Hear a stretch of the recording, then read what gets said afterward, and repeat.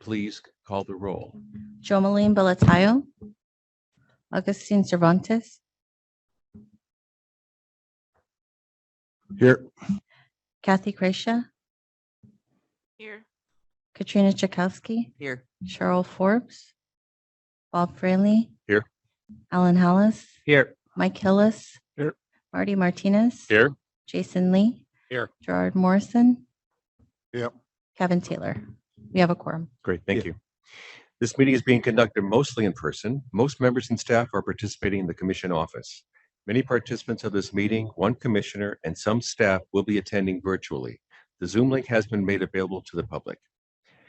It's a very important reminder regarding microphones, and that's to please press the button on your microphone to activate it when you speak. If you do not, those listening online will not be able to hear your comments and they will not be recorded. So please, even if you're making a brief comment, excuse me, remember to push the button before you speak. Also, when you're done speaking, if you don't turn off the button, that camera is going to stay focused on you and we'll see everything that you do. So just remember, push the button off. For Zoom identification, those participating via Zoom, we'd like to ask that everyone check their Zoom ID and make sure it contains your first and last name accurately so we're able to call on you appropriately, and also so that we have all the names accurately recorded in the record.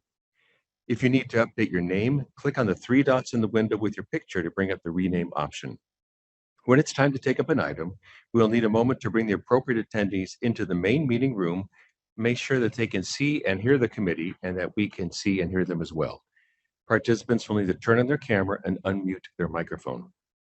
Regarding public comment, if any member of the public wishes to comment on a specific item, please use the raise hand feature at the bottom of your screen during the item. You'll be brought into the main meeting room at the appropriate time and asked to state your name and affiliation for the record. If you wish to speak on a specific item, please send a request through the chat feature telling us which item you wish to speak to so we can be sure to call on you during the appropriate time. Or you can also send your comments through the chat feature and we'll read those aloud. Please make sure we have your full name and affiliation and which item number and name.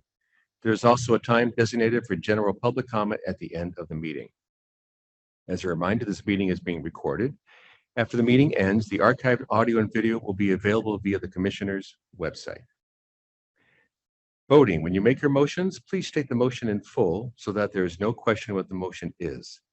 Because we have one Commissioner attending virtually, a roll call vote is required for every item.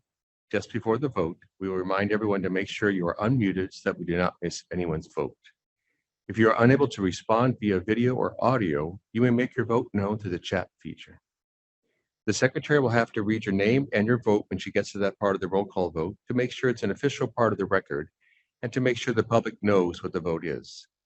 Because this can be quite cumbersome, we'd like to leave this as the last option. Any committee member have any question about the protocols for voting? All right, seeing none, item 2. Item 2 is the approval of the agenda. Note that the agenda item 23 will not be presented today as it has been moved to the June 2023 COA meeting. Also, item 26 was erroneously listed as an information item and not an action item on the posted agenda, so therefore we cannot take any action at this meeting. We will proceed with the presentation and discussion, but will take action through a consent item at the next meeting. Given those 2 changes, is there a motion to approve the agenda for the May 2023 meeting? Please remember to unmute your microphone when speaking. Member Chakowski. I move that we approve the agenda. Thank you. Is there a second? Member Hillis. All in favor, please say aye. All opposed? Motion carries. Moving on to item 3. Item 3 is the approval of the minutes of the prior meeting. Do I have a motion to approve the minutes of the March 2023 meeting? And as a reminder, be appropriate for any member who was not in attendance at that meeting to abstain. So is there a motion? Member Cervantes. Motion to approve the minutes from the previous meeting. All right, thank you. So moved. Is there a second? Second. I have many seconds. Member Taylor. All in favor, please say aye. All opposed? All right, motion carries. Thank you. Item 4 is the co-chair and member reports. Any members have anything they wish to report?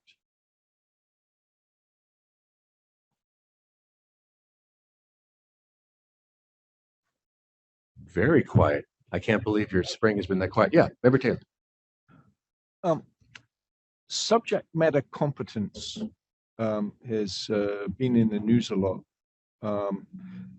Some of the, I'm getting reports from our ag ed folks that some of them are still having to take the CSET, but the content of the CSET is so dated and hasn't been updated in such a while that they're having to teach things that are no longer really relevant. Are we doing it wrong?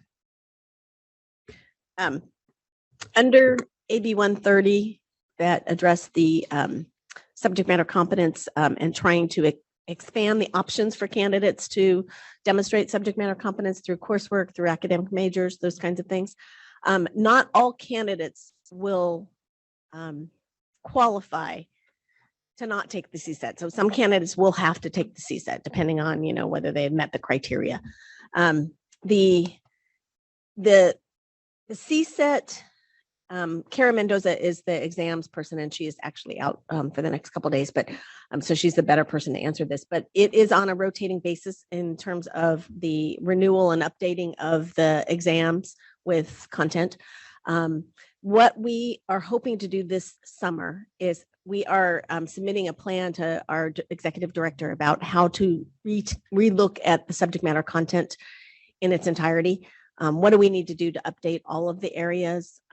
What kinds of things can we do to help institutions do the transcript evaluations? How can we alleviate that workload a little bit?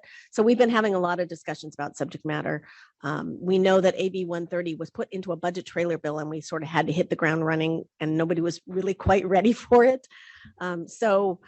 There's a lot of things on the table at the moment, but definitely the exams are going to be relooked at, or at least the subject matter requirements are going to be looked at and updated. Absolutely. We hope to have a plan to the executive director and to the commission on that very topic. So the plan to update would not necessarily look at the content, so it wouldn't necessarily require content experts at that point, but the plan would recommend then that content experts be drawn. Right. Yeah. So there's some content that absolutely needs to be updated because things have changed, and then others that are probably relatively stable, but all of them, they've been on a cycle of updating over time. But we're hearing the same thing, is that there's a lot of areas that need to be adjusted and updated. And so that's what the commission's planning on doing. So we're hoping to have a plan that kind of looks at all of it, looks at subject matter, looks at transcript evaluation, looks at how deep you have to go into the domains to approve somebody, to say, yes, they've met this through coursework. So it's sort of all on the table at the moment. And we're having those discussions right now. Cheryl, I will say kudos to you and the team when the idea or suggestion of a course evaluation light came to the table. It allowed, I can speak for my campus, our respective ITEPs got together and we were able to then go over the plethora of courses on campus. And while there are some nebulous areas, we don't know how deep to go, we were trying to be mindful that almost like your usual courses that students might take in respective majors, and we wanted to honor that while also honoring whether or not they're missing particular areas. So it's been a great exercise for us. It actually brought the community together, the campus community, and with respect to teacher education. So thank you. I think one thing I'd say, and then I'll turn it to Aaron, is that the subject matter requirements when they were originally constructed were basically test specs for the CSET exams. And now they're being asked to be used for a different purpose. And so it's causing a challenge at institutions saying, okay, are we supposed to look for every single one of these minute areas, or is it a broader domain level? So that has been the discussion we've been having, is like, what kind of guidance can we give to institutions so that everybody's looking at it across the board the same way at the same level. Right now, I don't think that's happening. We're hearing that some institutions are looking at it very deeply. Others are saying, no, I don't think that was the intent of AB 130. So we're looking at it at this level. So we really are trying to get guidance out to the field, and that'll be coming soon. Well, sort of a short-term, long-term kind of solution on all of this subject matter. Go ahead, Aaron. Oh, sorry. One question can I just add to Sure. that too? I think this has to do with, this is coming from a practitioner perspective, in terms of my, new teacher colleagues in particularly the field of social science. And last time I was here and participated in a conversation about this, the point was made that, well, we have standards that exist. And so that pretty much already charts out what it is that teachers need to demonstrate. And therefore, that's the genesis of the coursework transcript match. And I just like to point out how old those documents are and how much new scholarship, particularly in the fields of social science, ethnic studies, Chicano studies, the emergence of history that has never been on the table, and the documents that we're using to do all this justification of coursework are over 20 years old.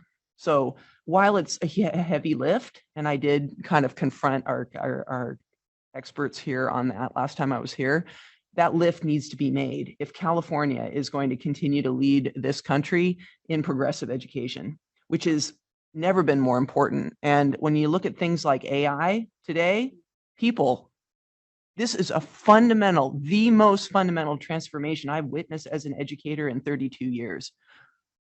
So I just like to kind of put that little hot potato out there on the table. Okay. What are we doing as an institution, as a state, to address that fast changing, revolutionizing advance of artificial intelligence in all content areas? What does that mean for learning? What does that mean for what kids need to know and be able to do? Because it is a force that we need to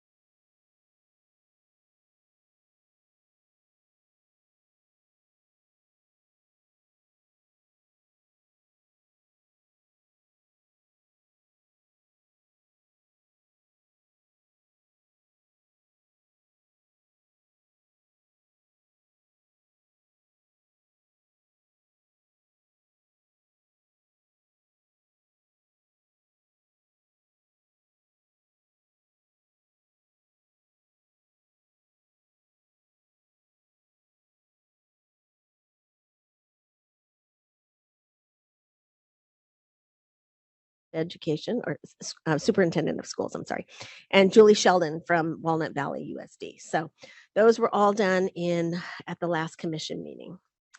I wanted to just take a moment to celebrate. We are now, as of yesterday, finished with all our accreditation site visits for this season. Thank you. The really excellent, exceptional work by the consultants this year. Really did a fantastic job. The visits were primarily virtual. There were a couple of non-virtual in-person meetings or accreditation visits, but really wanted to thank the many, many, many volunteers who stepped up to serve not only as team leads, but also as members of the Board of Institutional Reviewers who participated as program reviewers and common standards reviewers. So really want to thank everybody out there. This system cannot work without people from the field. And we have probably about 500 people on the Board of Institutional Reviewers. However, you have to do the match. They have to know that subject area or that content area. So it's a real Jenga kind of a thing. And want to also thank Sarah Solari Colombini of our staff, who has undertaken a lot of the filling of these positions, site visit team members, and done that kind of work. So thank you to her. 30, Aaron knows that better than me, 33 or 34? 34. Exactly. And a couple of revisits and a couple of provisional visits as well. So yeah, it was a big year. And of course, it's the treadmill. We're always on the next session. Do you mind if I just ask a Sure. related question to the visits? Because I noticed that the format of the visits varied in the reports that we're looking at today. Some were virtual, some were in person, but all the contacts were virtual. Is there a standard protocol for those visits moving forward or not? Yes. So, yes. So we are this particular year, during COVID, we went to all virtual. Coming out of COVID, and we have to plan ahead because we need contracts if we're going to do it in person and those kinds of things. So, and we need to know that team members were willing to go in person given that we were coming out of COVID. So this past year, we surveyed all the, I should let you, Aaron, talk about this. You did all this work, so I'm going to let Aaron talk about it. Aaron did a lot of work around this. So yeah, you probably noticed there was one site visit, which actually was mine, that was meant to be an in-person visit. It was the first in-person visit we'd done since March. And we ended up doing a lot of the interviews virtually. Typically, we wouldn't necessarily do that many virtually. But for the most part, site visits were virtual this year. Last fall, we decided that we could give spring site visits the option. And we had 5 institutions ask for an in-person visit. And then when we started down the road of getting all the logistics in place, 2 of them pulled back. So we had 3. And I think 2 of them will be on your June agenda. So 1 in person is on this agenda and 2 will be on your June agenda. Moving forward, again, as Cheryl said, because we needed to consider the amount of time to get contracts in place and to make sure that all team members are okay doing an in-person visit. And for budgetary purposes, we kind of looked at next year. We decided that fall would still be virtual. We had hoped to just say all of the spring visits would be in person, and we were moving down that road. And it turns out what we need to do is we have sent an email out and asked institutions with spring visits in 2024, again, would you like to have an in-person or a virtual site visit? For those that want in-person, we'll make that happen. The protocol for an in-person visit is typically that the majority of the interviews will be in person. That said, one of the things we learned during Zoom is that for institutions, for instance, and this, I'm going to give you a particular scenario, that serve a really broad geographic area, and we want to be able to talk to current student teachers, and they're all over the place, and they've put in a long day, rather than trying to get them to come to the district office or the county office or the institution for a 30-minute to 45-minute interview session, we're hoping to take advantage of some of the smart rooms, like teaching rooms that they have at the institutions, so that we can capture a larger group of those individuals for interviews by allowing them to join virtually. So I think our visits going forward will have some virtual interviews, especially for folks that are hard to get to come. So I think that'll be nice. I wouldn't call them hybrid necessarily, because still, if we can be there and there's a class in session and we can get permission from the teacher in that class to maybe let one of our reviewers step in and interview, we can capture, 30 current students right then. So we have I think we have a lot of new options. Yeah. And we have been holding, we've held 2 brainstorming sessions with our consultants about, how can we move forward with all the positive things we've learned during COVID and hybrid, like, being able to go to an area like Riverside County where, it's geographically huge. And so can we, talk to a lot more people virtually than we would if we made them come? And what kinds of things can we do moving forward? So we're working on thinking about the future of site visits. And obviously we would bring items back here and talk with you about them. So thank you for the question. The other thing I was going to mention, subject matter. I wanted to just let you know that, so we have continued to work on the regulations around subject matter. And this is particularly around expansion of the majors that would be automatically accepted. The Office of Administrative Law had some concerns that we've addressed at the last commission meeting, and we're resubmitting that package. So we should know in about 30 days whether or not they've accepted these expansion of these majors that will be accepted. So we will see. We've been working closely with them. They don't like things in regulations like or similar major. That doesn't fly with them. So we've had to be very specific. And so that's sort of like phase 1 of this whole kind of thinking through subject matter. So we've got a lot of work to do in and around subject matter. And then I just want to mention PK3, that the commission, I don't know how many of you have been following this process. We did bring an item to you and we had a nice discussion about PK3 at the last commission meeting. So we're required for regulations to go through a certain process, and there was a request for a public hearing. So at the last commission meeting, we had a public hearing on the PK3 regs, and a lot of things were brought up. We spent a lot of time responding and adjusting the regulations to address some public concerns or some concerns that were raised. So we have a few adjustments to the PK3 credential. One of the first big ones is in and around practicum that has already been taken by candidates and counting that practicum. So for instance, a lot of candidates have done practicum at the community colleges for the child development permit process. And the commission has agreed to allow up to 200 hours to count towards the 600 hours of clinical practice. So that was one of the big changes that was made at the last commission meeting. So the other big change that was made is identifying a few more majors that would count for subject matter for the new PK3 credential. And then a lot of adjusting of language just to be really clear and concerned. Decoding Dyslexia had some concerns about making sure that practicum was with 3 and 4-year-olds and not with infant toddlers, those kinds of changes. So it's been a huge, gigantic package that we've had to kind of think through every detail. So we are adjusting and updating all of the documents that we had put out.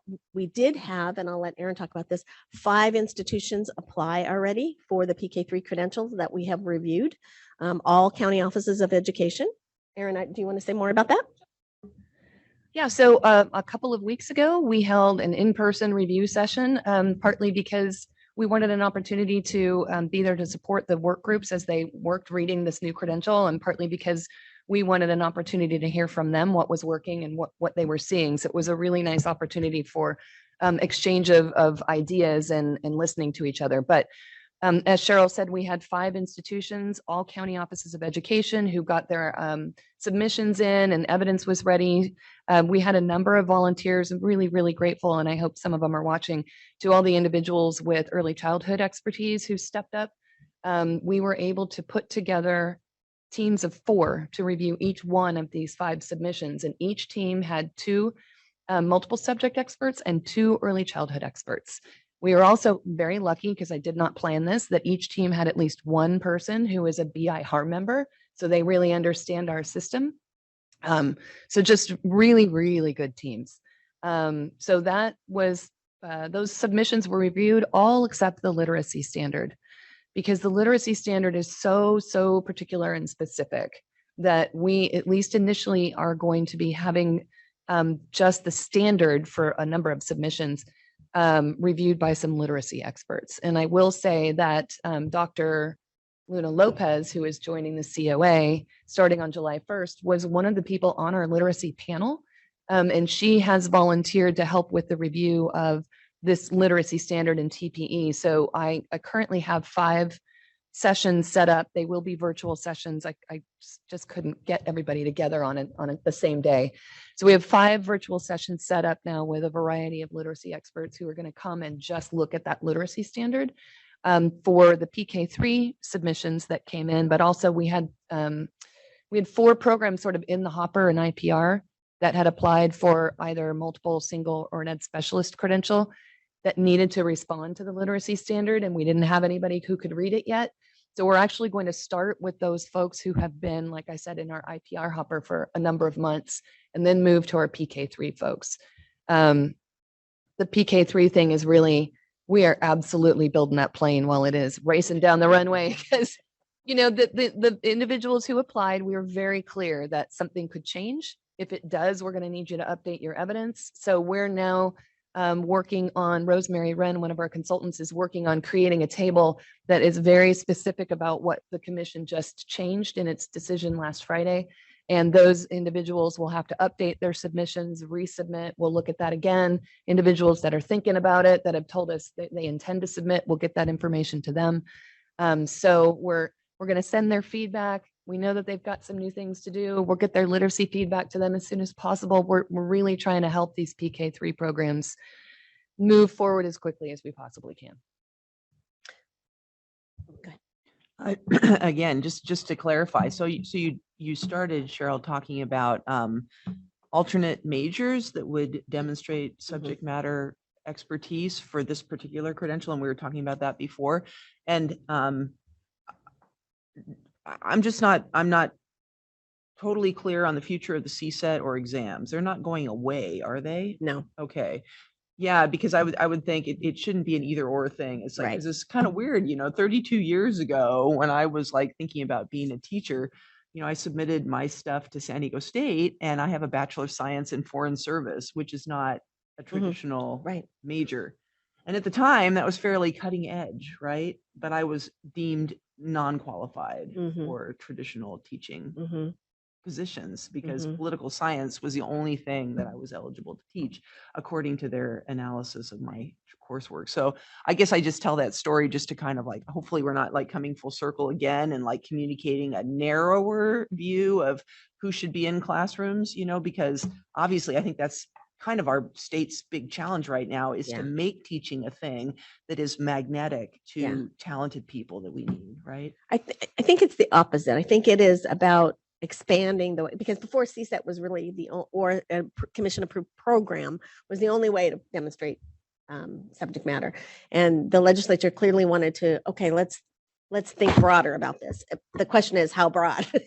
And so that's, I think, what everybody's been wrestling with is, So absolutely. And then the last thing I just want to mention, and we can move on, is that since Aaron mentioned the literacy standard, the commission this summer will be working on the certification process that will be required by every multiple single subject ed specialist PK3 credential to be certified to be aligned with this new literacy standard and the new literacy TPEs. So we haven't started that process, but we're hoping by the end of the summer, we will have that information out to institutions.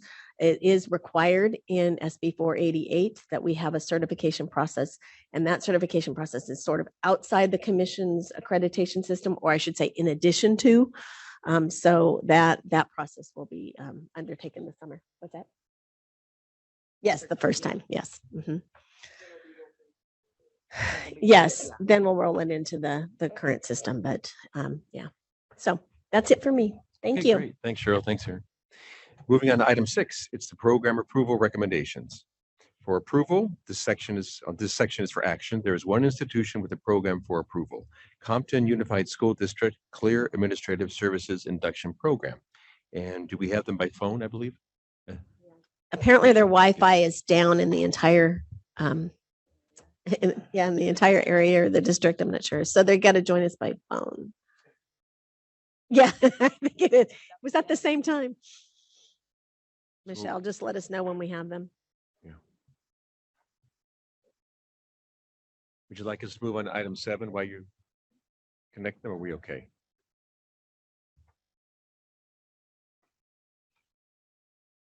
Didn't know how severe the contact. Yeah, I don't know either. Yes. We hear. Here's somebody. Hello, good morning. We are all here from Compton Unified School District. Okay, great. Thank you for joining us. We have Mr. Mario Marcos, Chief Academic Officer, Dr. Jennifer Moon, Senior Director of Educational Services, and Dr. Benluvi Ramos, Induction Program Administrator. Are there any recusals on this item? All right, seeing none, would the institutional representatives like to say anything about the proposed program? Hi, good morning. I'm Mario Marcos, Chief Academic Officer here in Compton Unified School District, and we are very excited on behalf of the Compton Unified School District to bring in front of you our proposal for the Clear Administrative Services Credential Induction Program. We are ready. We believe we have a very strong program lined up, and it's going to benefit our administrators here in Compton Unified. So thank you for the opportunity. You're welcome. Any other member of the institution wish to offer comment? Good morning. This is Benluvi Ramos, and I am the Program Administrator for Teacher Induction Program. And I'm very excited to start too administering the CASC Induction Program. So we have a very strong staff. So we are very excited to start by the fall semester. Great, thank you for that. And Dr. Moon, are you with us as well? Yes, I'm here. Thank you so much for the opportunity. We already have 7 candidates who is ready to start in the fall of 2023. And we also have coaches and mentors lined up to support our administrators as well. Thank you. Great, that's wonderful to hear. Thank you for sharing that with us. Any committee members have any questions of the representatives from Compton Unified School District? Member Taylor. Just a comment, looks like a well-constructed plan and program. I was impressed by the work of the Compton Male Teachers of Color Network in the materials. Okay, thank you for that. Thank you. Thank you. Thank you. Any other committee member have any comment? Seeing none, this is an action item. Is there a motion to approve Compton Unified School District's Clear Administrative Services Credential Program? Member Tchaikovsky. I move that we approve the proposal from Compton for a Clear Administrative Services credential. So moved. Is there a second? Member Taylor, second. We'll now do a roll call vote. All in favor, please say aye. Opposed, say nay. Do we need a roll call, or are we going to do? Okay, so we'll just go all in favor. We'll do an audible vote. All in favor, please say aye. Aye. All opposed? All right, motion carries. Congratulations. Yes, Thank you. so much. Yeah, thank you for your patience and diligence in working through the tech issues. We're glad you can join us today. Thank you. Thank you. Thank you again. All right, bye-bye. Item Bye-bye. 7 is a report of program status changes. This item is divided into 2 parts. Part 1 includes items for action by the COA, which will include request to withdraw, request to reactivate inactive programs, and or request to add a new content area to an existing program. Part 2 provides information on programs that have transitioned to revised program standards and programs that have elected to change to inactive status. These items are for notification only and require no action by the COA. So part 1, sections A, B, and C, there are no requests for part 1, section A, B, and C. For sections D and E, part 2 are for notification purposes only and no action is required. Section D, programs transitioning. There are no programs requesting to transition at this time. Section E, programs moving to inactive status. There is 1 program sponsor moving 1 program to inactive status and no action is required. It's the University of California, Irvine, Specialist Teaching, Reading and Literacy Added Authorization, May 4th, 2023. Now moving on item 8. Item 8 is initial program approval for new program sponsors. There are no new program sponsors seeking program approval at this time. Moving on to item 9. Item 9 is a discussion of institutions not in compliance with accreditation timelines. Analyst Michelle Bernardo will present the item. Ms. Bernardo, please begin.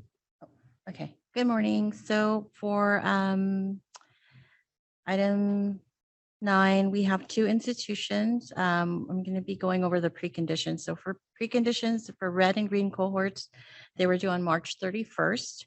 They were comprised of 62 institutions, and then the 2 listed below were the ones that we have not received preconditions for. So the first one is Pacific Union College.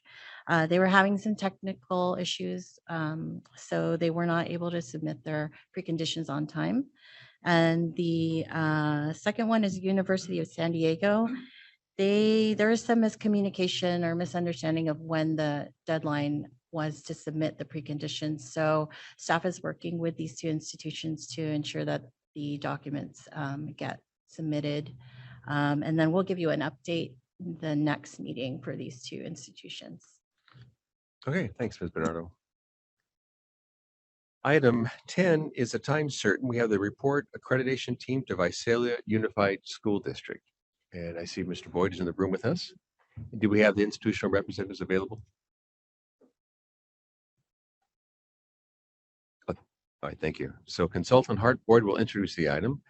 Joining him is an institutional representative, Benjamin Dillon, Assistant Superintendent of Human Resources Department, Robin Nahara Correa, Director of Human Resources Department, Induction, and Brittany Valencia, Coordinator of Human Resources Department, Induction.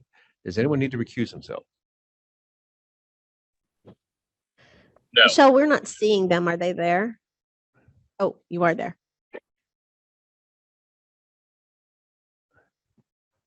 Michelle, hold on one second. We're trying to see if we can get you up on the screen, and right now we're not seeing you.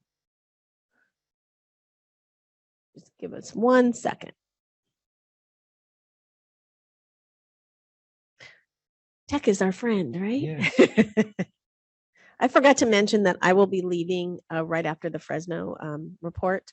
My daughter's graduating, and so I congratulations. have a flight this afternoon. So Oh, that's great. thank you. Where from? No, where from? You're not nervous or anything, are you? He said Boise State University. Oh, that's right, Boise, yes.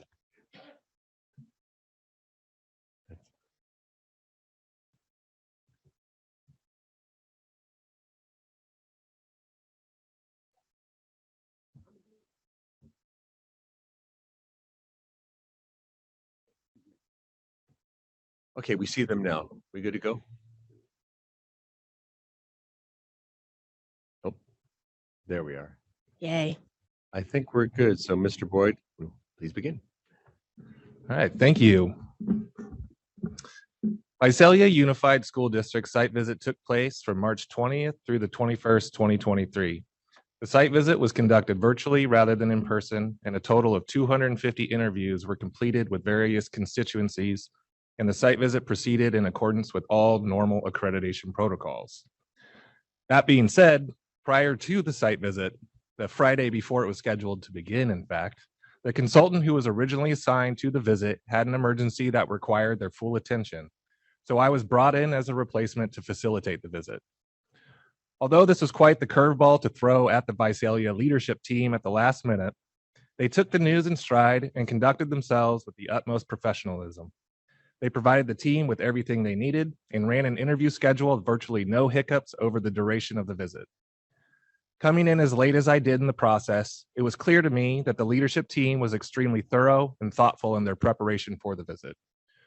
Joining us today via technology and representing Visalia USD is, I'm not seeing Benjamin, so we'll just go with Robin Narahara Correa, Director of the Human Resources Department in Induction, and Brittany Valencia, Coordinator of the Human Resources Department in Induction. Unfortunately, the team lead for this visit, Carol Klaus, is unable to attend today, but she has provided me with her thoughts on the visit that I will present in a moment. I would like to note that Carol was fantastic to work with and was a very knowledgeable and thoughtful leader throughout the visit. I would also like to thank each of the members of our site visit team for contributing their time and expertise to this visit. The team worked diligently in preparation for the visit and worked extremely hard during the visit. Finally, I would like to acknowledge Gay Roby, who served as the original consultant for this visit, for helping to put Visalia USD in a position to succeed. I'll stop now and read Carol's comments on the visit. Good morning, committee members. First off, I would like to give a big thank you to everyone involved in this visit for being very flexible, especially when finding out right before the visit that there was a consultant change. I'd also like to thank Hart for stepping in at the last minute as the state consultant on this visit. Additionally, thank you to the team members, Jill Barnes, Rebecca Summers, and Rick Bisocho. I would also like to give a special thank you to Visalia USD for hosting our online visit. Their organization, attention to detail, and being readily available to respond to our questions, provide additional evidence, and go above and beyond to make sure we had everything we needed to make this a successful visit was much appreciated. Their organization of the website made it extremely easy to review documentation and evidence. Here are some things I'd like to highlight about the programs in unit. Robin and Brittany and their leadership team are extremely responsive to the needs of their candidates, mentors, and site administrators. Constituents often mention that program staff are only a phone call away if there's a question or concern. The programs are fully supported by district leadership and seen as integral to the success of Visalia USD. Program staff and relevant constituents are actively involved in organization, coordination, and decision-making. Program staff consistently seeks feedback and implements those proposed changes immediately. And these are programs that put the candidate's needs at the center and focus on the development of the candidate's practice as it relates to teaching, leading, and learning. After a thorough review and considering all information gathered during the site visit, the team found all preconditions are met, all program standards are met, all common standards are met, and the team unanimously recommends full accreditation for Visalia Unified School District. Thank you. Thank you, Mr. Boyd, and also Ms. Klaus, who's not with us. Thank you. We now invite institutional representatives to briefly comment about the visit. I remind you it's not a time to dispute the team's report, but rather provide any thoughts that you may have about the visit itself. Good morning. My name is Robin Narahara. I just wanted to say a big shout out and thank you to Hart because we did get a curveball right at the end. But we were very nervous going into this. Brittany and myself were teachers on special assignment for our program prior to becoming the director and coordinator, and were hired just within the year. And so this accreditation process was very new to us. We're very comfortable with our program and have knowledge of our program, but really got to dive in deep with our new team. So I just want to give a thank you to the reviewers, to Hart, and especially Gay, because they made this process very, very smooth for us. And we felt like it's very useful in moving on to our program. So we just want to say a big thank you to everybody. It was a process that was very wonderful to go through, and we were panicking about it, but we want to thank all of you for all of this, because it was a really great opportunity for us. Great, thank you. Glad to hear you had support along the way. Thank you. Ms. Valencia, do you have any comment you'd like to make?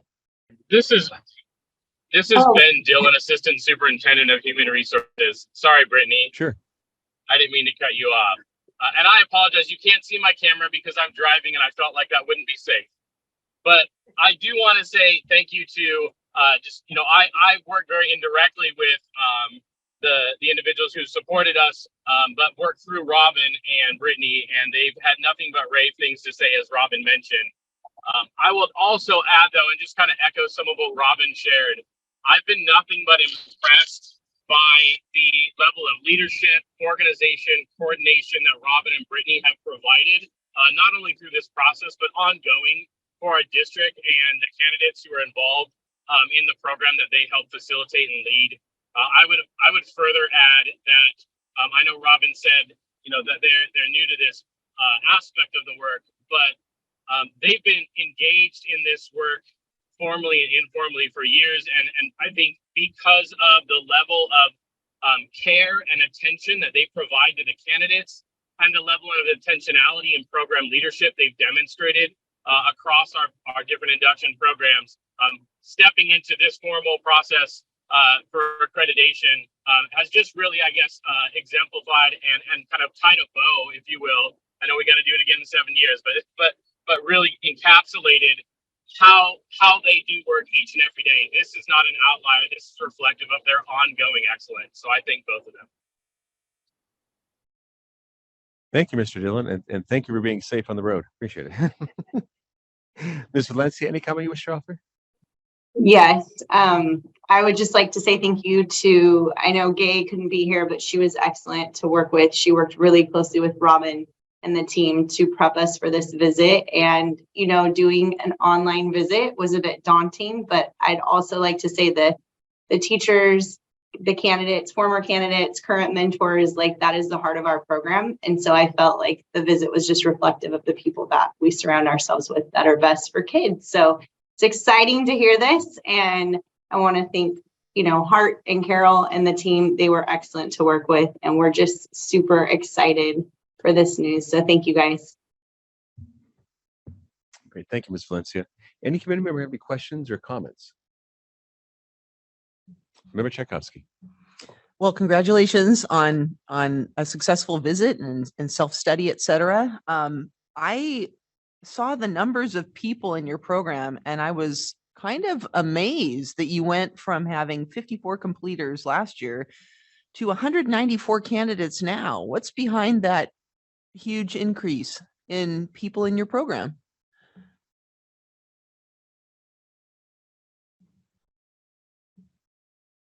And do you want to go, Brittany? You can share if you want.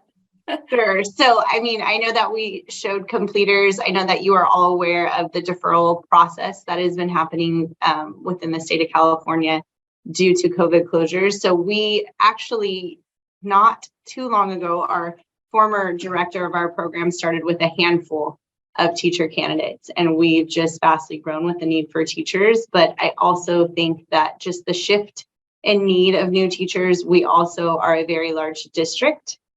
We serve over 30,000 students. We have 40 plus schools in our district. So we are large, but we also provide support to all of our pre-induction candidates as well. So our program looks really large on paper, but we pride ourselves in making sure that every single person feels seen and heard and that we have some type of connection with them. So we are a large program. We've seen a huge jump. Maybe it's because people just want to come and, you know, be alongside us for 2+ years. I'm not really sure, but we have seen a large jump in new teachers in our district. Well, I just think too, I mean, your third colleague alluded to your knowledge of this program and investment in it, which has obviously made you nimble enough and agile enough to adapt a program that serves 50 people to one that serves almost 200. So I know that's no simple trick organizationally to find mentors and to plan things for 4 times as many people. So nice work on that. Thank you. Any member Cervantes? Kudos also. Great job. I saw that your non-district partners included private, nonprofit, County Office of Education, CSU, proprietary, and I've noticed that with many induction programs, it takes more than a smile to work with one organization. Any feedback on how you've been able to successfully manage the relationships with all of your non-district partners? We have folks here from IHEs as well as school districts. So it'd be great to just pick your brains there on that. Yeah, Brittany and I really pride ourselves in building relationships. And like Ben had shared prior to this, and I did too, we were teachers on special assignment for the induction program for quite a few years before we come into these roles. And so we have really, really done an amazing job of building relationships, and then coming into these roles, continue those relationships. So as I became a director, I really relied on Kings County and Lavon Chastain. We were colleagues while I was teaching. This is my 22nd year in the district. So it's just the connections that we've made as teachers first, and then as teachers on special assignment second, and now in our management roles to continue those relationships. We worked very, very, very closely with Tulare County Office of Ed, and through our transition to management, they have been absolutely amazing in supporting us and communicating with us. Fresno Pacific is the same way. We have connections with employees there. So just continuing the relationships and them knowing us well already is just obviously made those relationships even stronger. So I think that, just in education, how we know one person and it's networking from one thing to a next. And we've continued those networking and those relationships. And that is why we work so closely with lots of different IHEs in our surrounding areas. Okay, thank you for that. Any other further comments or questions from committee members? Okay, seeing this, none, this is an action item. Is there a motion?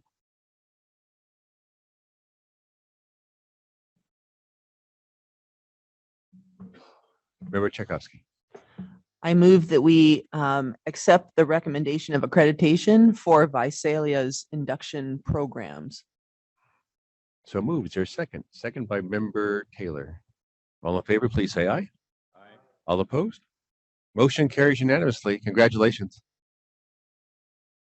And thank you, Mr. Dillon, for joining us. We enjoyed the stroll through the parking lot into your office. So we like that. Thank you. Thanks for being with us. And also thank you, Ms. Navarra. Thank you, Ms. Navarra Correa, Ms. Valencia, Ms. Claus, Mr. Boyd, and also Ms. Roby. Thank you. Have a good day. Thank you so much. Thank you so much, Hart. He says you're welcome. All right, moving on to item 11. Item 11 is a report of the accreditation team to University of San Francisco.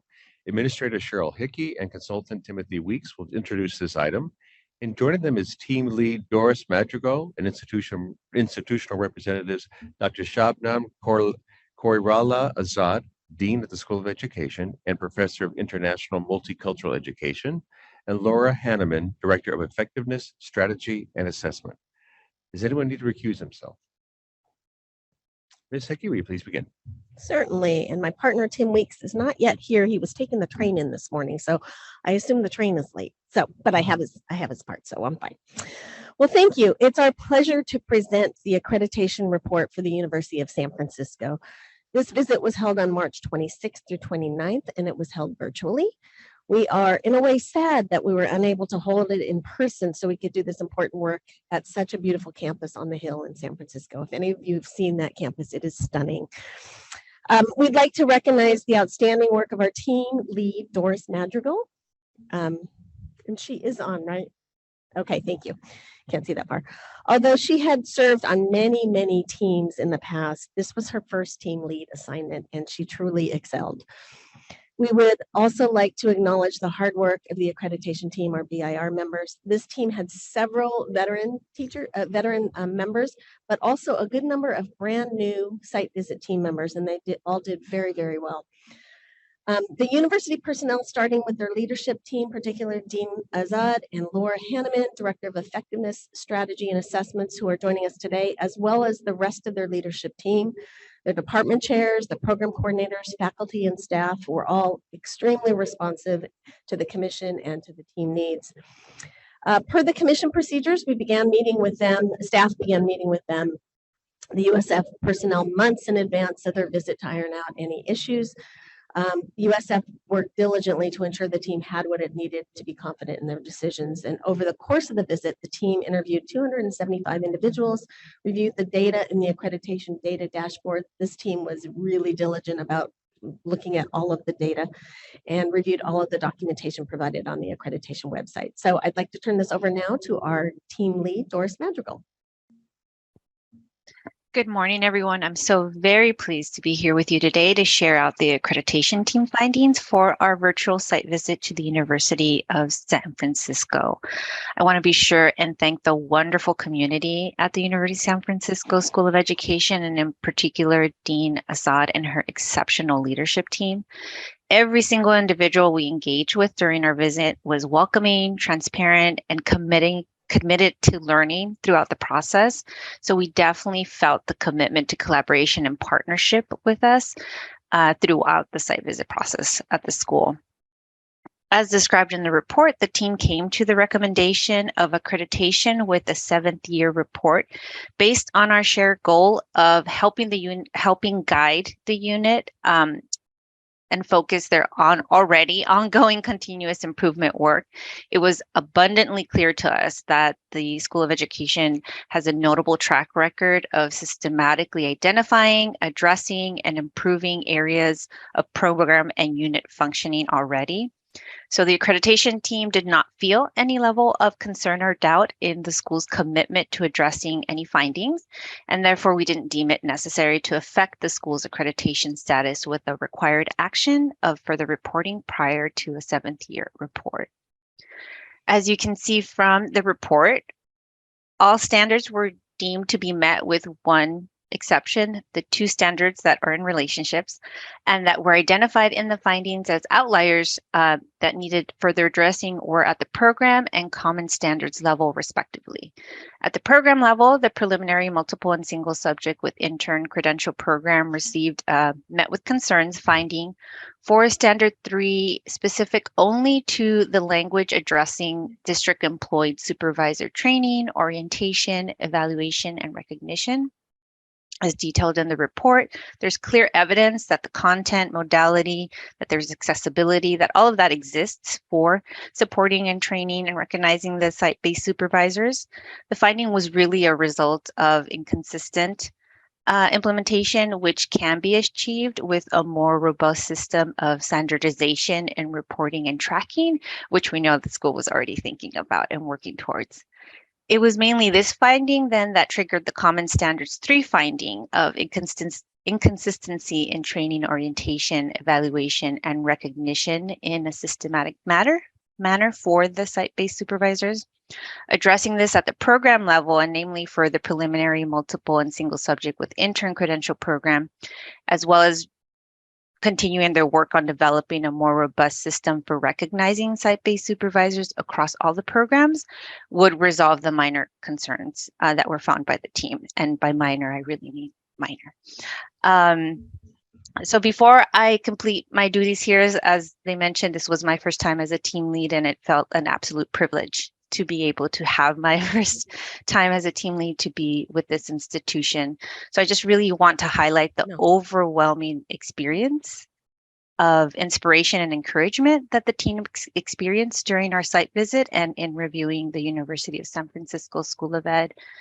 From fostering a faculty of scholar activists who are in the local communities and schools when they're not in the classroom teaching the candidates, to the incredible self-awareness of staff and stakeholders in making sure that they are respecting and living the school's mission, to the notable self-consciousness displayed by the candidates and alumni about their positionality, their role in being a classroom teacher. It was truly awe-inspiring for us to see how the School of Education's commitment to manifesting their social justice principles of their mission in the actual daily interactions and work at every level was occurring. So I know the team and I left feeling really heartened by seeing a truly tangible example of how an institution of higher ed can be truly positively impacting the preparation of teachers in California and the experience of the school children that they teach. So we really walked away and we tried to capture that in the institutional summary, that there was something very unique that we were experiencing and seeing, given the geographical complexities of what's happening in the communities that are being impacted in the Bay Area, how the University of San Francisco School of Ed was right in the midst of it all, being as responsive as possible to every level of the school community and educational community in their area. Before we go to the institution, can I correct something? The cover sheet says that there was a standard not met. That is not accurate. I just noticed that right now, figures, you would notice it at the table. So that should say 0. There were no standards not met. Thank you. Thanks for the clarification, Cheryl. And we'll fix that. And thank you, Dr. Madrigal, for your comments and also your leadership of the team. We now invite institutional representatives to briefly comment about the visit. We remind you it's not a time to dispute the report, but rather provide any thoughts that you may have about the visit itself. Thank you so much. Thank you for that wonderful summary, Doris, and no disputes on our end. I'm happy to say we receive the report with a great deal of gratitude and with again an intention towards continuous refinement. We are very, very grateful to the team. The leadership of Dr. Doris Madrigal was really, for us too, on our end, very inspiring to sort of go through this process and to be led by someone who really understood, we felt, our mission. And of course, Cheryl Hickey, wonderful always to collaborate with Cheryl, and the entire team. We felt, like it was mentioned before, lots of individuals with a great deal of experience. And as I had mentioned to the team, this year, our School of Education is celebrating its 50th anniversary. And so the timing too for this visit really felt perfect and timely in terms of our ability to really reflect on the last several years, to think about the changing context and the needs here in the Bay Area, but really throughout California, and to again, refine our program based on the recommendations, to really think a little bit deeply about the various components of our programs, and then to make those changes in order to meet the changing and evolving needs with greater impact and continually with alignment with our mission. So really, most of all, we left this process feeling a great deal of gratitude, because the thought and care with which this team interacted with all our constituents, we really felt like the team was in it to explore and learn, and also to share with us the invaluable sort of expertise and feedback that existed in the team. So it was a very, very, it was a wonderful process, and we are deeply grateful and very much look forward to addressing some of the feedback we got in terms of how to even sort of make our programs better and have greater impact. So nothing but gratitude and accepting the feedback and looking forward to the work ahead. And thank you for your comments, Dr. Coriella Azad. Ms. Hanneman, any comment you wish to offer? No, I just want to echo what Dean Shabnam has said as far as our gratitude, especially to Dr. Madrigal and the way she led this team, and the care and intention with which they examined our programs and reflected back to us the daily work and commitment that we take in what we're doing. So thank you so much. And also a huge thank you to Cheryl and Tim, who really supported us through this process. I just really want to thank them for all they did. So thank you. All right, thank you. Opportunity for the committee members to offer any comments or questions. Seeing none, this is an action item. Is there a motion? Member Hollis. I move to recommend, with the recommendation of accreditation with a 7th year report for the University of San Francisco. Thank you. So moved. Is there a second? Second by Member Lee, pardon me. Any further discussion? All in favor, please say aye. All opposed? Motion carries unanimously. Congratulations. And our staff is awesome. This has been reposted, correct, and corrected. So thank you, Michelle. Yeah, thanks for getting the correction in there. And thank you, Dean Coriella Azad, Ms. Hanneman, Dr. Madrigal, Ms. Hickey, and Dr. Weeks. Glad you made it safely. Thank you all for being there. Congratulations. Have a good day. Thank you. We do have a 10:15 time certain. Can we take a 5-minute break? All right, let's take 5.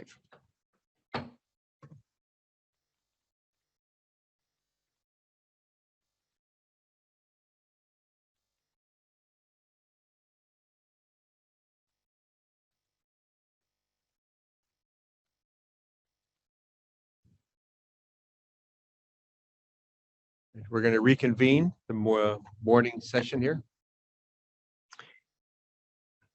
We are item 12. Item 12 is a report of the accreditation team to Mount St. Mary's University. Consultant Miranda Gutierrez will introduce the item. And joining her today is team lead Dr. Jill Hamilton Bunch and institutional representatives Carol Johnston, chair of the education department, Kelly Agner, fieldwork coordinator, and Amy Ardell, director of induction. Does anyone need to recuse himself? All right, seeing none, Ms. Gutierrez, you please begin. Good morning. The Mount St. Mary's site visit was held March 26th through 29th. It was conducted virtually and comprised of 7 team members. It was carried out in accordance with all regular accreditation protocols. And the team prepared for this visit by conducting pre-visit site visit interviews with program leads and unit leads so that they had a better understanding of each program's design and the unit's operations. It really allowed the team to jump into interviews on that first day. Of course, before I turn it over to the team lead, I just want to thank the team for their thorough review and of course, Mount St. Mary's for responding to all the team's requests and questions during the site visit, leading up to the site visit. And so to give you a summary of the site visit and the team's recommendation, I will turn it over to Jill Hamilton Bunch. Good morning, everyone. And I want to begin by echoing Miranda. It was wonderful to work with the Mount St. Mary's team led by Carol Johnston, and just a pleasure to be on their campus. I'll talk about that in just a moment. Just the feeling that we got as we were there and just getting to hear about the great work that's happening at Mount St. Mary's. I know you're familiar with the report as you've read that thoroughly. So I want to just begin by reviewing the recommendations that we made as a team. As the previous team stated, we had some seasoned veterans on our team, and we also had a brand new member to the BIR process. So that was really a great opportunity to do just some work with some veterans and also to welcome a new member to the process as well. In the subject intern and traditional, preliminary education specialist, deaf, hard of hearing, traditional and intern. There were no findings and all standards were met.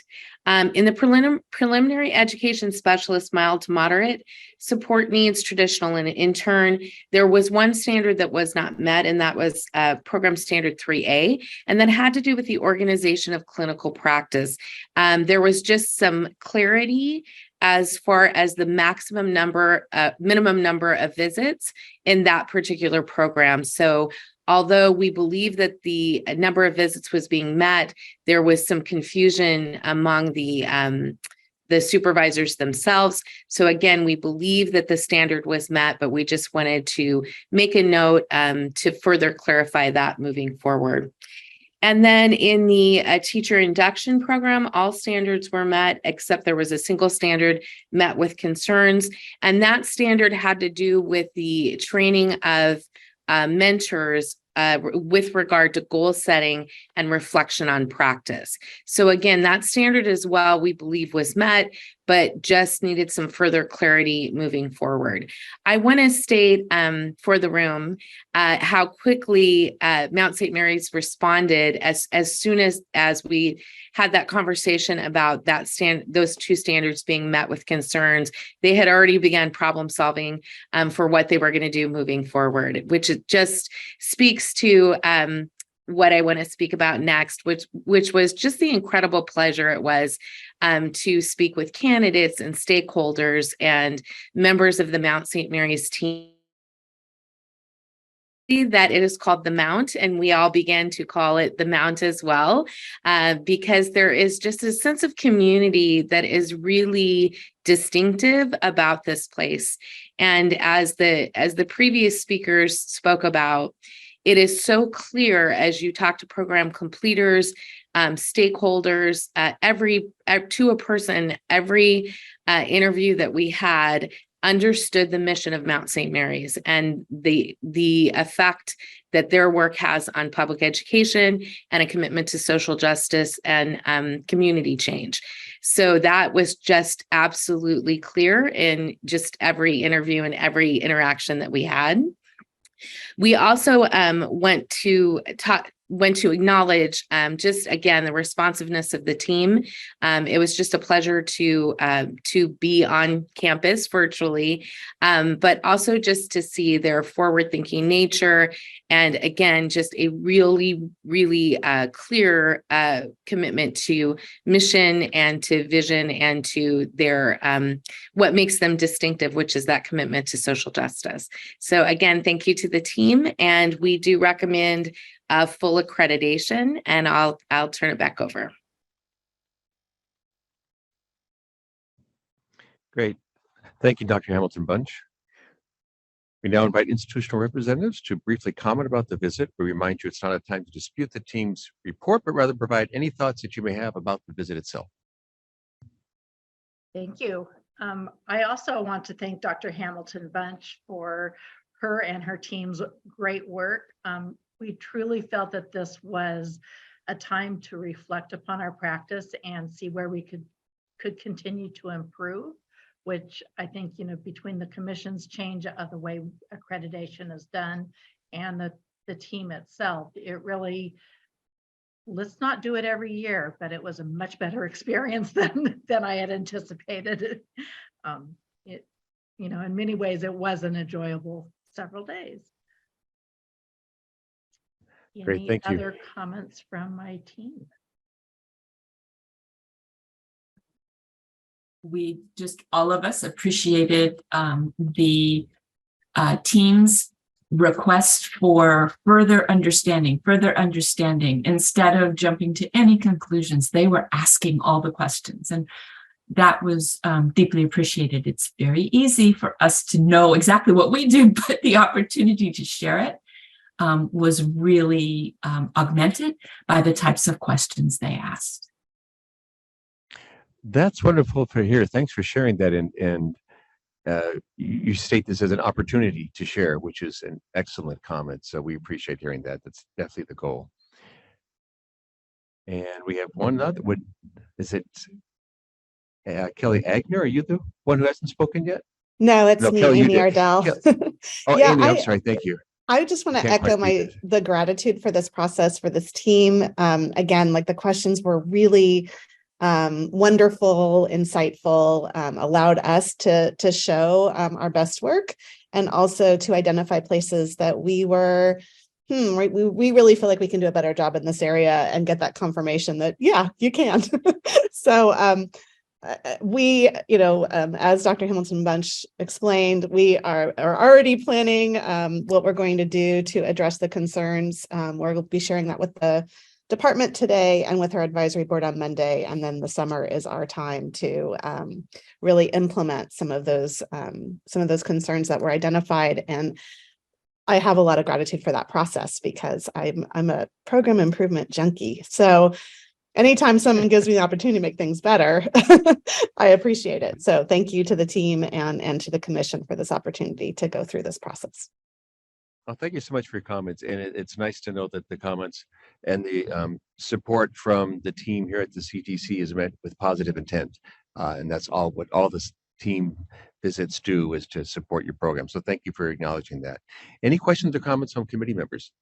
Member Tchaikovsky, Member Hillis. Yes, thank you for being here and talking with us. I was just hoping you might illuminate just briefly specific next steps regarding mentor training and support, because based on the report, it sounds like the assignment and selection of mentors is not consistent currently, that was a concern. And obviously this is at the heart of induction, is this relationship between the mentor and the candidate. So can you say something about how, just a couple specific implementation steps you're taking to, first of all, ensure that there's a careful match between the mentor and the candidate, and secondly, that mentors receive more than the once a year orientation opportunity to build their expertise? Sure. So one of the things that actually sort of solves two problems at once is we do not have enough, from our perspective and based on survey data, we felt like we need to engage principals more. So I think one of the things our mentor coordinator is going to do moving forward is help to identify a mentor in collaboration with the site principal. Now, we work in a lot of primarily Catholic institutions, and so it isn't always possible to find an on-site mentor. So we have sort of our first choice is an on-site mentor, grade level match, credential match. And then second choice, maybe on-site mentor, maybe not grade level match, but still credential match. And then we sort of go down the line. We have a number of really excellent mentors that we've worked with throughout the years. So in the case that an on-site mentor isn't possible, it's going to be easy for us to identify a good match based on, the candidate and, and who we know has been a really effective mentor for us in the past. So that'll help us both engage principals more and use their knowledge of the candidate and what their needs are to identify a mentor who is going to be a successful match and support that candidate during the totality of the induction program. In terms of the mentor professional development and site goals, so we're going to add to our mentor application, having them identify the goals. We already do a mid-year check-in with the mentor, so we'll make we'll have a midpoint review to be able to say, okay, how are your goals going, and use that as a launch pad for that conversation. We're going to also create, this is one of our summer projects, professional development, a bank of professional development resources where we can match those resources to the mentor goals once we learn what those are. So we're kind of excited about that. And then sharing at our faculty retreat a couple weeks ago, hey, we're going to create this professional development, resource bank. Our preliminary programs are like, ooh, could we use that too for, so it's actually working really well to not just maybe address some of the concerns in the induction program as it works currently, but also is going to support our preliminary programs and strengthen our relationship with principals. Thank you. Member Hillis. Yeah, thanks. Thanks for all your work on this. One of the questions I had to do with your DHH program, and I know that across the state we've only got I think it's 5 programs left in the state that are DHH, and it's difficult to get enrollment for them. And I see that your numbers are fairly low as well. And so I'm curious what you're doing in order to try to encourage enrollment in that program, and actually how you keep it sustained in the midst of obviously the pressure to have more enrollment in a small program like that. I can speak a little bit to that. Our enrollment is down. We have space for up to 9 students each year or each cohort. Right now we're at 6. So relatively speaking, we're not that far off from our goals. The 9 is what the capacity is because of the way that the program is built and the internship opportunities or the fieldwork opportunities within the John Tracy Clinic itself. I know that the program is also doing a wider reach to look at how they might support students who are further away by having some weekend intensives or some part-time opportunities so that they can grow the program in that way. Kelly, do you have anything to add or? All right, thank you. Any further questions or comments from committee members? Member Taylor. I think it's an extremely well-written report, and I'd like to compliment staff on that. I was impressed by a statement towards the end that said, interviews and alumni survey data results confirm that 94% of graduates from the program who earned their credential between 2018 and 2020 were currently teaching. That's good news. Means it's working. Yeah, thank you. Any further comments or questions? If this is an action item, is there a motion? Member Taylor. I move that the committee accept the recommendation of accreditation for Mount St. Mary's University. Thank you. Is there a second? Second by Member Hillis.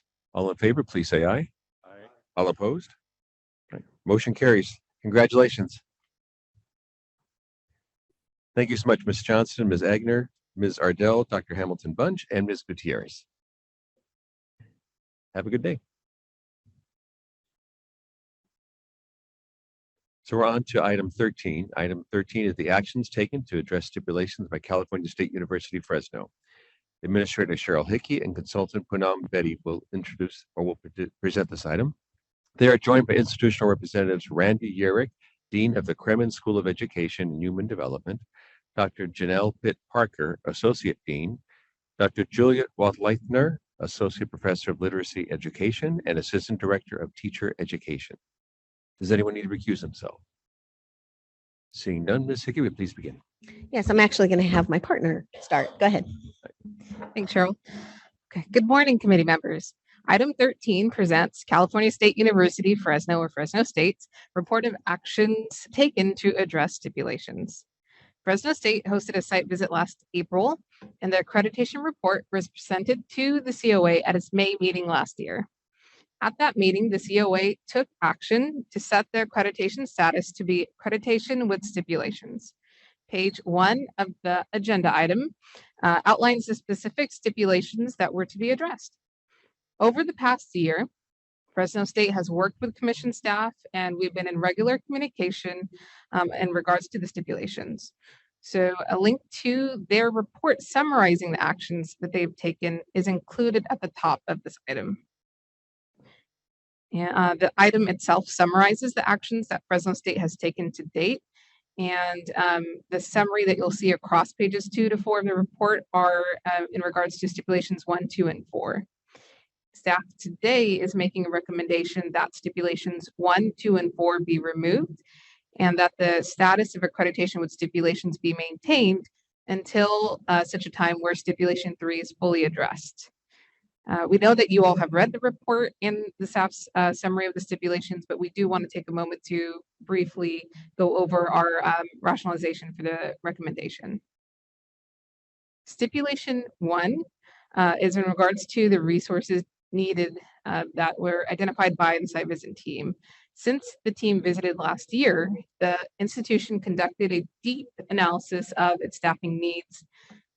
Importantly, it has secured funding for 2 critical positions, one being in the Office of Clinical Practice and an additional credential analyst to serve the over 1,000 candidates that are at the institution. A vacancy on a 3rd position was filled for a data analyst. And all 3 of these positions are key to addressing the staffing needs that are at the institution. Additionally, the Ed Prep program at Fresno State has submitted additional requests to the university for additional resources. And while not everything on their list has been fulfilled, staff do believe that the hiring of these 3 positions will alleviate some of the stresses that have been placed on others within the education unit and on the Ed Prep programs. Next, in regard to stipulation 2, the institution has taken numerous steps to meet more regularly across the unit to collect and examine data for continuous improvement. The new data analyst position that I've just mentioned is also expected to contribute significantly to be able to implement a more cohesive and more formalized continuous improvement process, which was related to that specific stipulation. Finally, the 4th stipulation was in regards to the Reading and Literacy Added Authorization and Reading and Literacy Leadership Specialist Credential Program.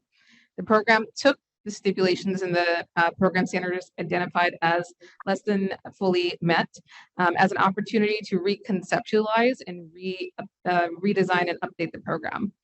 And responding to the stipulation, the institution ended up taking a much deeper look and deeper dive and really rebuilt some of the significant aspects of this program, as is outlined in their report. Of course, Fresno State representatives can provide more details on these actions, but these are the stipulations that staff today is recommending for removal. And with that, I will now turn the presentation over to Cheryl. So we just wanted to explain why we are asking to wait just a little while longer on the stipulation number 3 and to provide you some context for that. So we want to start by underscoring how hard and how diligently the program personnel have been working to address the stipulations. Staff has met with them on several occasions to discuss the thinking and some of the changes that they are proposing.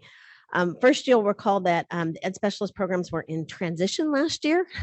So when the site visit team was there, the stipulations were written to the old standards, and this year we're implementing the new standards. So we've had to do a little bit of mental acrobatics to kind of figure out how to make that work. And second, this is a low incident credential area, as you mentioned recently. So it requires some very specific expertise, and the staff does not have that expertise. So there are only a few programs in the state, and we've had to rely on a very limited number of reviewers to help us kind of, figure out this, what needs to happen in this area. So it takes us a little longer to review what they're proposing. We currently have their revisions in-house, and we are going through them now. They have submitted some various information. We asked for more. And so I just want you to know that they are complying entirely with what we've been asking for, but it's we need time to kind of be able to go through it with the reviewers. So we hope to be able to bring that back to you either in June or in August, but we expect that they will be able to address those very quickly. So just wanted to give you that information. Great. Thank you, Ms. Betty. Thank you, Ms. Hickey. We now invite institutional representatives to briefly comment about the report. So just, Go ahead. I just want to start off by saying thank you to Cheryl and Poonam for all of their support throughout the year. As they said, we have met with them multiple times. They have been so helpful in just giving ongoing feedback as we work to address these stipulations. I also want to highlight that we actually really appreciate the accreditation site review team's findings, especially around institutional support, as it has allowed us the opportunity to advocate for additional resources for our educational preparation programs. And we are still keeping our fingers crossed for some additional support, particularly for our program coordinators. And then I also want to underscore what Cheryl just said about our deaf hard of hearing program. We have people who've been working so diligently to try and address those stipulations and to make sure that our program is doing the best possible job to prepare candidates who can work in those settings. I know I listened in on the Mount St. Mary's discussion, and again, there was the highlighting there that we have so few of these programs in the state, and so we really want to make sure that our program is of the utmost quality. And so again, we appreciate the site review team's findings and for that being the impetus to improve the work we're doing. Similarly with the reading literacy added authorization and reading literacy leadership specialist credential. The findings served as a catalyst for us to make changes that we knew needed to happen. So I guess I'm just saying a lot of appreciation for this process and appreciation for the support. Great. Thank you for your words. We appreciate that. Any other member of the Fresno team wish to make a comment? I'd like to echo, if I could, Juliet's commendation of both Cheryl and Poonam. Since before the accreditation visit, they had worked very hard with us to be sure that we understood the expectations, to be sure that we were providing enough evidence. They were very, very helpful pre and post, and have continued with us moving forward to attend to these 4 stipulations. I just want to say that the relationship, the collaborative relationship, has been really educative for our institution, and most importantly, we've in upper leadership. And we have used this report, the recommendations, the calling out of the lack of resources for a very large teacher education program. We've used it as an opportunity to educate the provost, who has been in his role for only a year, and the president, who's been in his role for only a year. While they have been in the institution, they've not been looking broadly across the major impact of Kremen on our own campus, recognizing that we do the accreditation for 4 different schools on our campus. So their understanding of what we're up against made them very receptive. And I don't mean up against as in struggles. I mean up against as in it's a huge challenge. And their understanding made them far more accepting of a pretty significant proposal for resources that we're waiting on some of the other actions from them, but they have acted instantly on several items and given us, even though there are cuts on the horizon for other parts of the university, they've already given us both commitments and fulfillments on resources due to the report. So it's been extremely helpful to Kremen to educate more broadly across the university and up into the administrative. So thank you everybody for your help in that. Well, that's glad that you find you got support from the process. Thank you, Dean Yerrick. And anybody else wish to make a comment? Hello, everyone. Janelle Pitt Parker, serving as Associate Dean in the Kremen School of Education and Human Development. And again, just want to echo what my colleagues, both Juliet and Randy, have indicated. This has been a completely collaborative and supportive process. It's given us an opportunity to be self-reflective. I think it's also provided us an opportunity as a team to look at systems changes and to also really shift the culture of accreditation where it really is a team effort. As it was underscored, we have been able to enter into larger conversations outside of Kremen, including with our president of the university and our provost. And really, we're finding commitment. We're finding institutional support that has resulted in some of the changes that Poonam also addressed, with 3 key areas of need already being filled, with there being commitment to moving forward with additional resources. So all around, this has been a very positive process as we continue to center students and their high quality preparation. So thank you so much. Thank you, Dr. Pitt Parker. Opportunity now for committee members to offer any questions or comments. Member Gracia. Is it working? There it goes. I would just like to say it's really evident that you are working really, really hard on this. And so I applaud you on that. Thank you. Thank you, Member Tchaikovsky. Yeah, thank you. Thank you for being here and sharing your work with us. I had kind of a specific question that relates to Standard 10. Specifically about the identification of site-based supervisors for the literacy component of your program.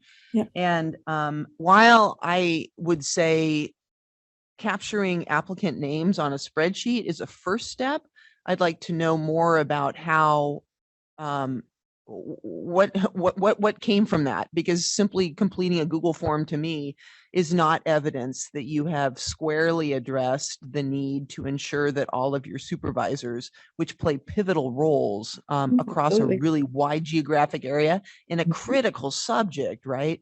Absolutely. What happens between the time they complete the spreadsheet and when they are deemed proficient in supporting or qualified in supporting your candidates? So, and you're right, this is an area that we are continuing to work on addressing. But the initial step of reviewing is, they complete that spreadsheet. We're able to see that they have the necessary credentials. And then they also, in our initial changes, they were reviewing a slideshow that went through the expectations. And we started to really collect meaningful feedback from them about the performance of our candidates in their field experiences. As we move forward into our new program, we're envisioning a lot closer communication with those supervisors. As our new program will be, the field experience piece will be much more integrated. And so we see those supervisors playing an even more pivotal role as they are, assisting with helping those candidates make those connections between the theoretical and the practical. And those supervisors are the bridge there. So I'm hoping that answers your question. Well, actually, I'm not sure. I guess what my question was, just to be blunt about it, is, are you a supervisor simply because you express an interest in being a supervisor? Because it looked from the form that there were candidates on the form who said, I have no in-depth training reading. I have no in-depth, certification. So my question was, are all those people on that list eligible to become supervisors? And then I mean, what's the cut? What are your standards for someone who becomes a supervisor? Or is it anybody who is interested in doing this is welcome to view the slides and check completion? So up to this point, it has been the people who are willing to take on this role for the site-based supervisors that are willing to align with what we're asking them to do and agree to take on that role of supporting the individuals. Yeah, so this one, I have to tell you, posed a dilemma for Poonam and I as we were working with the team. The standard actually doesn't require a lot in and around site supervisors because this is an added authorization and a specialist credential. It's not a base credential. So the concept of site supervisor training and all that is not in the standards. So when this was a finding of the team members, we were tossing back and forth what to do about this. It's common sense, it makes sense, but the language of the standard doesn't quite require it. So it caused a dilemma with us. We went ahead and let it go forward, knowing that, you know, it makes some sense, but at the same time, the standard is interesting, I guess. I guess is what I should say. Yeah, yeah. Go ahead. Well, Sorry. the reason why I'm just homing in on this is I just really think in almost all the programs that we offer, the preparation of our new educators is really enhanced through their partnership with experienced, you know, highly qualified, experienced peers, right? That's kind of the bedrock of these programs. So I guess I ask my questions to kind of also encourage you to be thinking, what kinds of people can you attract? What kinds of mentors and really skilled professionals out there in a region like yours can you draw forward? And how do you more explicitly outline the attributes of the people that will be lifelong supporters and mentors for people in a critical area? So that's my intent by asking about that. Yeah, and I appreciate that. One concern can be, though, what if we have somebody who's at a school site and there is nobody else in their school site who's trained as being a literacy professional, who has that experience? And so this person's trying to go forward to get that development. And so the best they can do is to have a site administrator to be their supervisor. Well, I guess I would say perhaps you could be unwittingly undoing your goal if you have to settle for someone who's at the site. And I get the idea of geographic widely spread out schools that is in your region.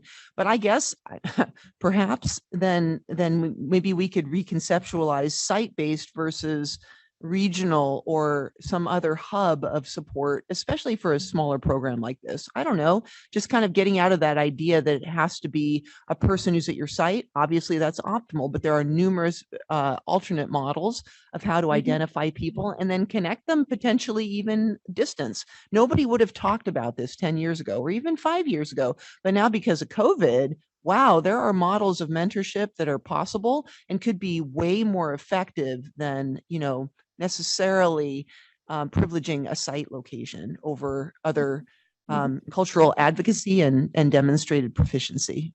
Something to think about. Yeah, definitely. And these particular standards need to be updated as well. We've updated the literacy standards, so it makes sense that we need to update the reading added authorization and the reading specialist, especially in light of the kinds of things that you just mentioned. And thank you so much for the question. We have entered into some brainstorming and strategizing around the recruitment and retention of individuals to serve in this capacity. We have previously kind of conceptualize how we can also take these conversations out of the school and into the district to think through what is that criteria. So the question that you're underscoring is something that, yes, we do need to give more consideration to, And we've also started to kind of think through what this actually looks like. When you talked about the regional kind of models, we actually have thought about that for our bilingual authorization program, knowing that we need other folks that might not be situated at the site, how we might be able to leverage expertise from a regional way. So we do appreciate the question and the context that you're raising, because it again confirms that we need to go deeper into some of those conversations that we're initially starting to have. So thank you so much. Okay, thank you. Finding qualified supervisors can always be a challenge, but so I think revisiting the standard is a good idea. Any other questions or comments from committee members? This is an action item. Is there a motion?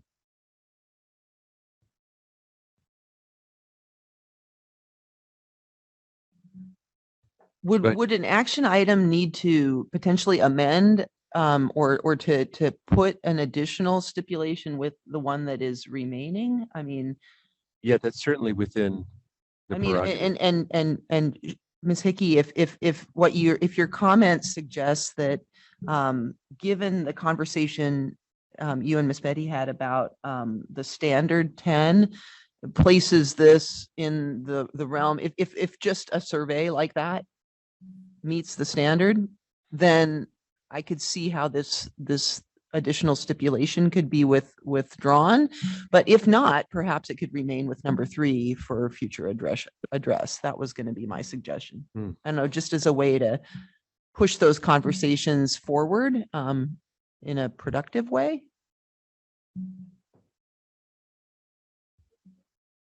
I was going to go to the standard itself. I mean, you certainly could do that. If you wanted to just get an update on those conversations when they bring back the DHH stipulation and how they've addressed that, if you wanted to also have them report on, a more enhanced plan, that's fine. It's entirely up to you. I'm looking at the, do you have the standard up? We're pulling the standard. I think what you just described, I would find that productive, not just for your institution, but obviously for our collective knowledge, and then thinking about how to support similar programs like yours in terms of the site-based supervisor qualifications. Yeah, and we can also, as we're having this discussion here, remember to look at the information that was given to us at the beginning. We get this at every meeting as far as what the general guidance for the site teams and also for us as a committee. Yeah. Committee member Lee. I would just like to ask staff for just a little bit more clarification, because I don't want to hold institutions to a level that is created by ambiguity by the standard itself. So to keep a stipulation in place because there's a standard that needs to be adjusted because it's ambiguous, it's not fair to the institution. So that's work that needs to happen on the side of the commission. So that if with some clarity, that would be helpful. Right. So from what we're seeing within the standard itself, there isn't that level of detail that is required in regards to site supervision. So if the committee decides to maybe have an update on it, but still remove the stipulation, that could also be a consideration given the fact that it is not called to for that level of detail within the standards. And as per this discussion, we recognize that these standards need to be updated. Chairman Cervantes. Would it be possible, maybe you don't have to get granular, but perhaps when we go do a report or we go do a visit, just to sort of ask questions around it, not necessarily with the expectation that is, but taking stock of what my colleague here, Katrina, has eloquently phrased, because I was thinking about another review we did where someone was able to identify a plethora of partners, and perhaps that can also help draw new individuals in for mentorship purposes through that partnership work. So I'm just thinking about the way you would frame, say, in a report, what are some of the best practices where you made attempts to identify someone that is more closely tied to the credential type and so forth. But I guess then we get into it's not needed. So right. I mean, I think the challenge is that added authorizations and specialist credentials, I mean, in the true specialist kind, not like GED specialist, which is a base credential, but the true specialist previously did not have any clinical practice component at all. It was you're adding content above the fact that you have a base credential. Bilingual added authorization changed that. And that was a huge, huge conversation at the commission table about whether or not that was allowable, advisable. So the new set of bilingual authorization standards that go into effect in July 1 this year contains very explicit language, and Miranda's in the room and knows more about this than anybody else, contains explicit clinical practice. It's, I believe 20, or I think it's 20 hours. Yes, thank you, 20 hours. But prior to that, there's no language in those standards. That's why there's no language in the reading added authorization or reading specialist standards about site-based supervisors or anything like that, because clinical practice was not expected. Now, what I understand Fresno is doing is they're flipping this on its head so that clinical practice is really kind of, and hands-on work with student work and that kind of is the center of their rethought program. And I could be wrong if Juliet wants to. Nope. And so That is exactly right. Yeah. So it gets closer at, what we think is important anyhow, but the standard itself is not explicit. So yeah. Our goal going forward is to actually develop partnerships with districts, almost similar to what a residency for initial teacher preparation would look like, where we are, connecting with those literacy leaders in the districts who will be the supervisors, who will meet with the people teaching the courses. So it will be much more tightly connected, but we're still in the process of developing that and rolling it out. So. All right, thank you. So just to summarize, the question was raised whether or not stipulation should be added based upon the standard. And the counter that has been brought forth is, should an institution really be penalized if they are following through according to the current standard? So that's where we are in the discussion. So with that in mind, do we have a motion?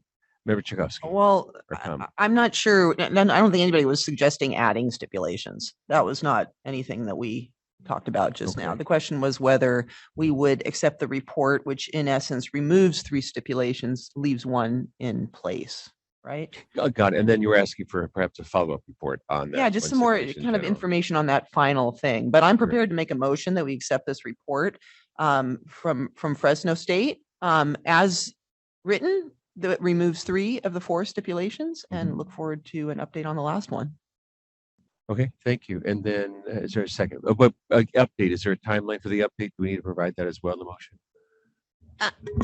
Actually, I'd like it to stay a little open because again, of the expertise and availability of people who have that DHH expertise. So we're hoping to do it in June, but we may need till August. So if it could be amended, it would be something to the effect of with advice by CTC staff for help that determination as far as when the report would come forth.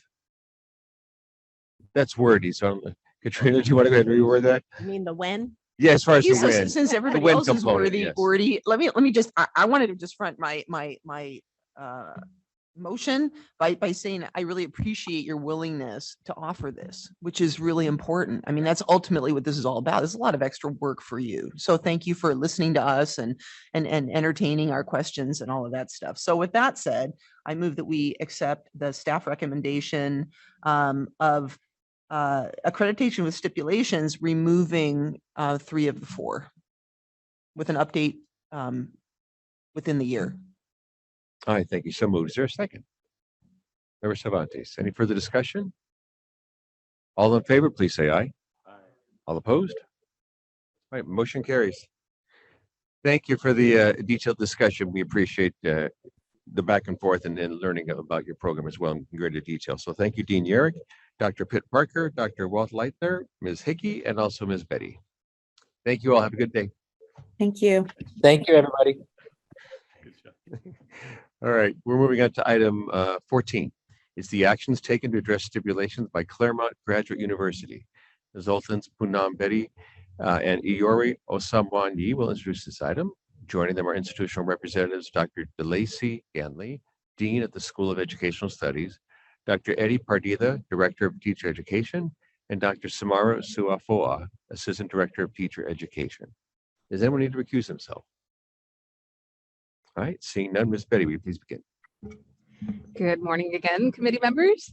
Item 14 presents Claremont Graduate University's report of actions taken to address stipulations. Claremont hosted a site visit last spring, and their accreditation report was presented to the COA at its May meeting last year. At that meeting, the COA took action to set their accreditation status to be accreditation with stipulations. Claremont had 1 year within which to address the stipulations. Claremont's report to address stipulations was provided to staff, and a link to that report is included at the top of the first page of this item.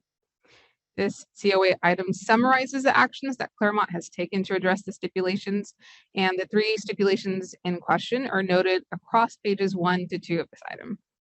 I will now turn this presentation over to Yori, my co-consultant on the visit. Thanks, Poonam.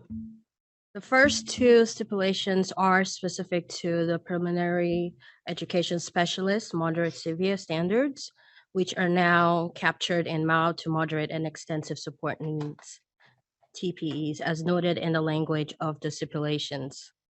Staff provided 1 summary of Claremont's actions addressing these 2 stipulations across pages 3 and 4 of this report. The 3rd stipulation was specific to mentor training on adult learning theory for the teacher induction program, as noted on page 4. Staff is recommending that all 3 stipulations be removed and Claremont Graduate University's accreditation status be changed from accreditations with stipulations to accreditation.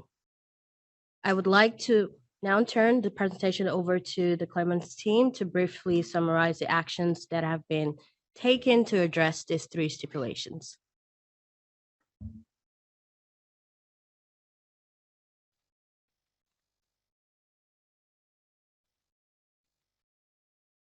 Can the team hear us? Yes, thank you very much for that. Just really briefly start with introductions. Dr. DeLacy Ganley, our dean, Dr. Suafoa, our assistant director, and I'm Eddie Partida, director of teacher education. Thank you to the Committee on Accreditation and for Yori and Poonam's support and assistance throughout this whole process.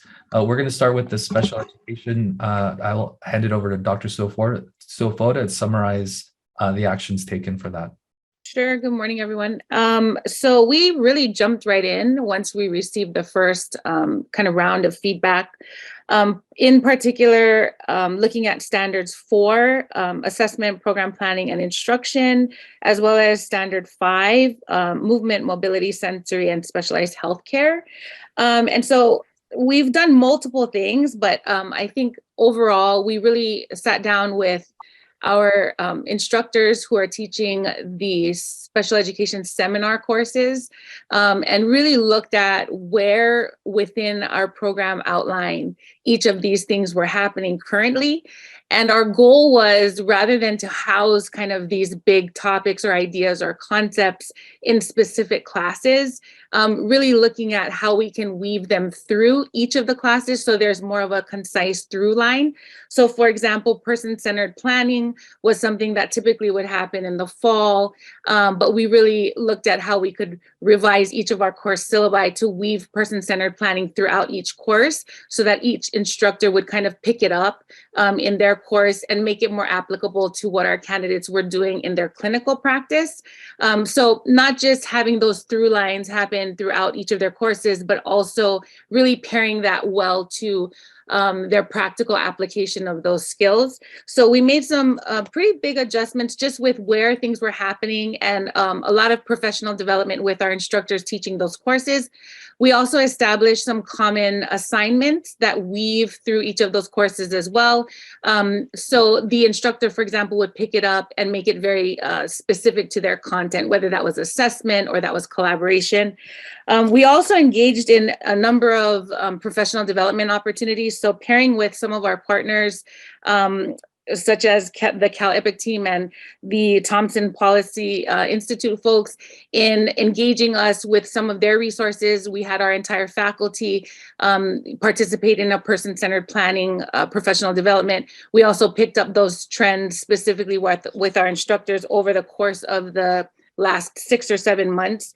So overall, we've been able to evidence where those, particularly in those standards 4 and 5, where those things are happening within each of our courses, and really looking at from the fall through the summer, you know, where are we introducing those things, and then where are we actually having our candidates practice them as well as assess them. Okay, thank you. Any other member of the institution wish to offer comments? I would just say that we continue to appreciate the accreditation process as a time of providing us a feedback loop and an opportunity to reflect on our process. It is a process that is very affirming because it is an opportunity for us to assess, sort of get external feedback and see, does that match our own assessment? And just really want to thank the team, both at the commission, our review team, and then my own team here in the department for their work on this. Great, thank you for your comment. Any committee member have any question or comment for the team or the staff there? All right, seeing none, this is an action item. Is there a motion to accept the second quarterly report from Claremont Graduate University? Member Morrison. I move that we accept the report and change Claremont Graduate University's accreditation from accreditation with stipulations to accreditation. Thank you, Mr. Morrison. Is there a second? Second by Member Hillis. All in favor, please say aye. Aye. All opposed? Motion carries. And real quickly, I think maybe on the script, it's a second quarterly report, but it's a report to address the stipulations for removal, just for the record. Yes, thank you for clarifying. Yes, so it's not really to remove stipulations, but to accept the quarterly report. Thank you. No, the opposite. It's not the quarterly report. It's the report to accept the removal of the stipulations. Okay. That was the motion. That's yes. right. That's okay, we just want to make sure that it was like clear for the record. So okay, thank you. That's what was moved. Okay, so we are correct. All right. So no need to go back and revise any of that. So again, congratulations. Motion carries. Thank you, Dean Ganley, Dr. Pardida, Dr. Suafo, Ms. Betty, and Ms. Ozamonyi. Thank you so much. Thank you very much. Thank you. Good. We are, I don't know if we have the 11:15 time certain. Is accreditation team to Placentia-Yorba Unified School District available? If not, we could take a stretch break. It looks like Michelle's bringing them in. Okay, great. And I believe the site visit consultant is also joining us on Zoom. Michelle, is that correct? Yeah, okay.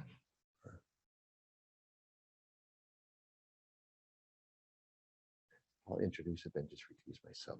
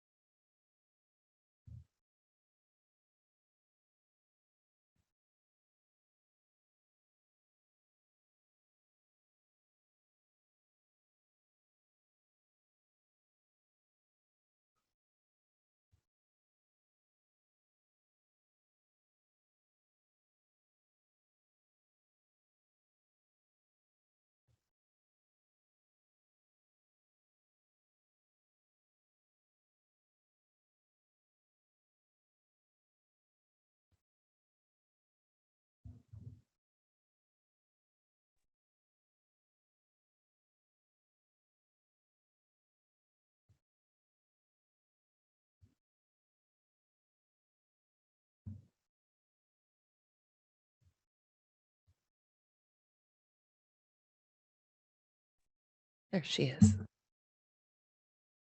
Yeah. So item 15 is a report of the accreditation team to Placentia-Yorba Unified School District. Consultant Karen Sacramento will introduce the item. Joining her is team lead Hans Koffold and institutional representatives Dr. Shelley Spessard, Director of Student Achievement and Success, Cameron Castaneda, Induction Coordinator, and Suzanne Borges, Mentor and former COA member. Anyone need to recuse himself? I do, and I'll turn it over to my co-chair Martinez. Okay, thank you, Co-Chair Frelly. Ms. Sacramento, will you begin with the report? I will. Good morning, COA members. As the state consultant to this visit, it is my pleasure to share the report from the Placentia-Yorba Unified School District Teacher Induction Program Site Visit, which was held on March 6th to 8th. The protocols for this visit were all in accordance with normal procedures for a site visit and took into consideration the additional support that were needed for the online format, which made it go very smoothly. Thank you to the district representatives for all the work that was done in this regard and for being so proactive and positive as we work together all along the way. The findings were based on a thorough review of all institutional and program documents, as well as a wide range of constituent interviews. I would like to acknowledge the tremendous program leadership of Cameron Costanada, Induction Director, Dr. Shelley Spessard, Director of Student Achievement and Success, and Suzanne Borges, Mentor. This program is fully dedicated to serving and supporting induction candidates by providing a high quality, standards-based mentoring system for new teachers on every level. I would also like to acknowledge the strong leadership of Hans Koffold as the team lead. His guidance and deep knowledge for the visit really focused on the standards and preconditions, and his collegial support created a successful and very enjoyable visit for all. So I will now turn it over to Hans to review the program findings. Thank you, Karen. Hans Koffold, Induction Specialist for Riverside Unified School District and Team Lead on the Site Accreditation for the Placentia-Yorba Unified School District Induction Program. So I do want to start off with some thank yous, and not to be too redundant, but thank you for the team I was able to work with and acknowledge their professionalism and expertise throughout the process. Our program reviewer, Ashley Tarkin from Encinitas Union School District, and our Common Standards reviewer, Jessica Kachachai from Chapey Union High School District, both demonstrated thoughtfulness and dedication in the process from the very beginning. In addition, I would be remiss to not mention our CTC consultant, Karen Sacramento, assigned to the site visit, that provided the team with the precise amount of guidance and assurance required to hold the accreditation process to the highest standard. And then finally, thank you to the program leaders of the PYLUSD induction program for their responsiveness, transparency. The team recognizes the vulnerability and effort required to ensure education partners' participation in interviews and documentation. And I wanted to share a few highlights before I get to the recommendations of findings. And to begin with, I'd like to speak to the progression of the visit in terms of the participation in program standards review, common standards review, the 2-month out visit, and the contextual presentation, and then finally the site visit. The contextual presentation provided by program leadership gave the team the opportunity of being in person with that virtual experience of really getting to contextually get a feel for the program, and then dive deep into the documentation, and then finally the constituency interviews. Each encounter with the program exemplified the transparency, authenticity, and responsiveness that allowed the team to reach findings and ultimately recommendations for the COA. And I just want to share a highlight of the visit for the team was the opportunity to engage with the education partners and engage in conversations that affirmed the many documents and resources that were available to us. This provided invaluable insight, clarity into the program design, and how the partners authentically experience it. As you can see from the full report, the team was able to capture the thoughts and voices of the various constituencies, many paraphrasing And lots of quotations jumped into our heads as we were coming together with the findings. So thank you for allowing me to share some highlights of the visit. And at this time, I'd like to share the findings and recommendations of the team. So for program standards, all program standards for PYL-USD's teacher induction program were found to be met. All common standards for the induction program were found to be met, and our overall recommendation, based on the fact that the team found that all standards for the teacher induction program were met and that all common standards were met, the team recommends accreditation. And at this time, I welcome any questions from COA members regarding the visit. Thank you, Mr. Kuffold. At this time, we invite institutional representatives to briefly comment about the visit. We remind you this is not a time to dispute the team's report, but rather to provide any thoughts you had about the visit. So, anyone from the institution like to comment or provide information?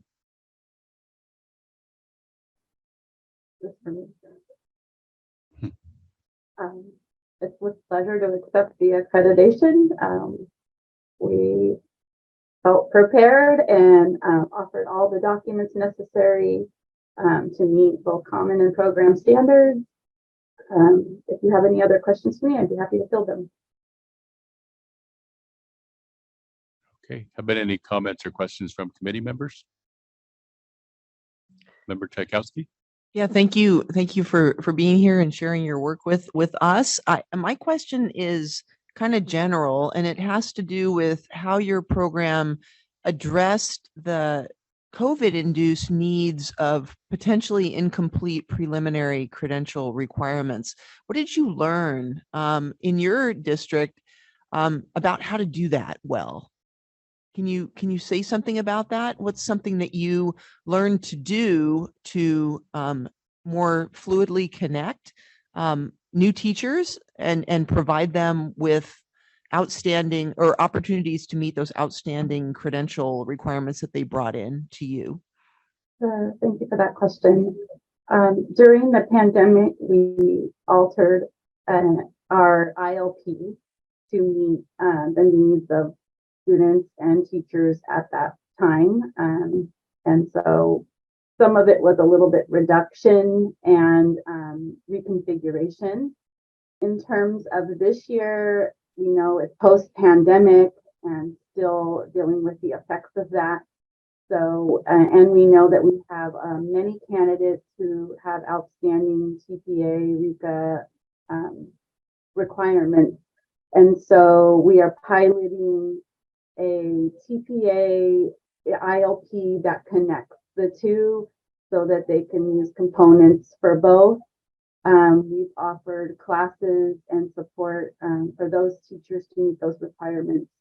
That's one part.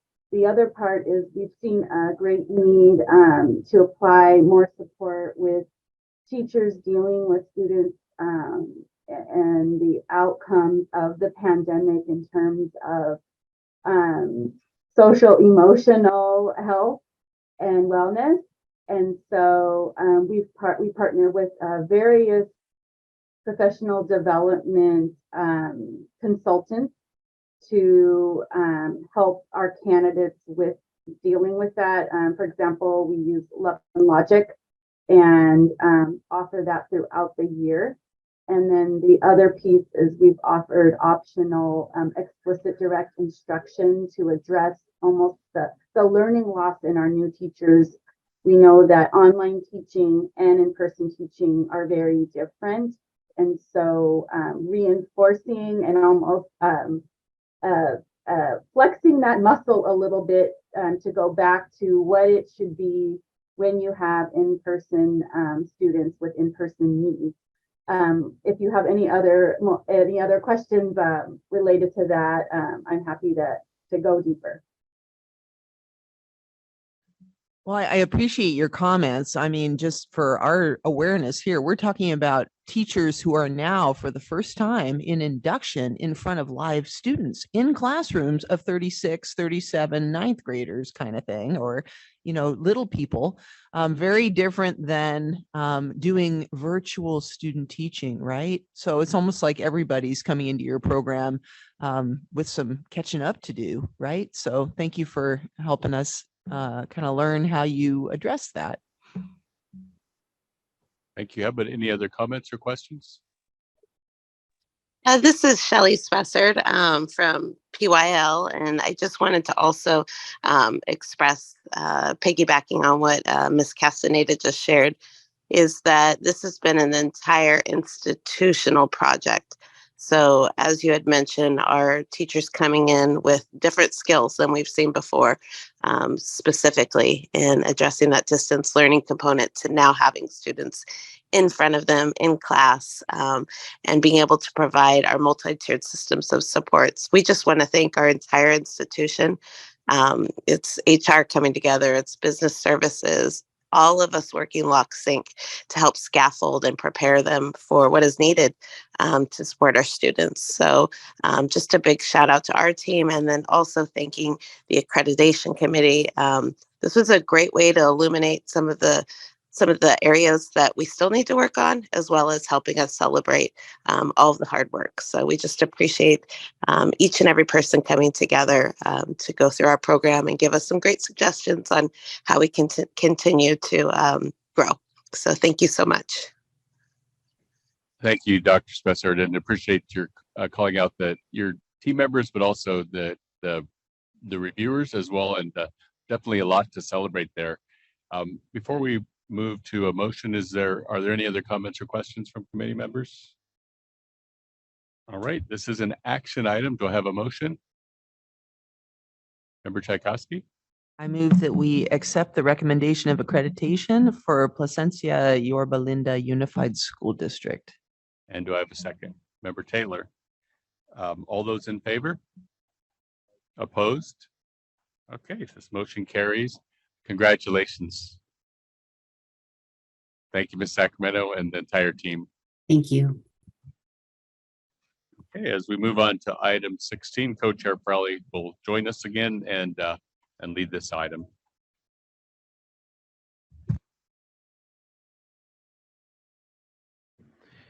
Item 16 is a report of the accreditation team to the University of Redlands. Administrator Aaron Sullivan and consultant Rosemary Wren will present the item. Joining them today is team lead Brad Damon and institutional representatives Dr. Nicole Howard, interim dean of the School of Education, and Dr. Bryant Chiarest, interim dean of academic affairs. Does anyone need to recuse himself? And how are we on the numbers? Michelle, do we have all the representatives that we expect to be here? Brian's not joining after all. Brian won't be joining, is that correct? Okay. Okay. And anybody need to recuse himself? All right, seeing none, Ms. Sullivan, will you please begin? If it's at the pleasure of the committee, if I can just present from here instead of moving seats. We just want to see how fast you can. Thank you. Yes. Thank you. Appreciate that. So, yeah, so we are here today to present the site visit report to the University of Redlands.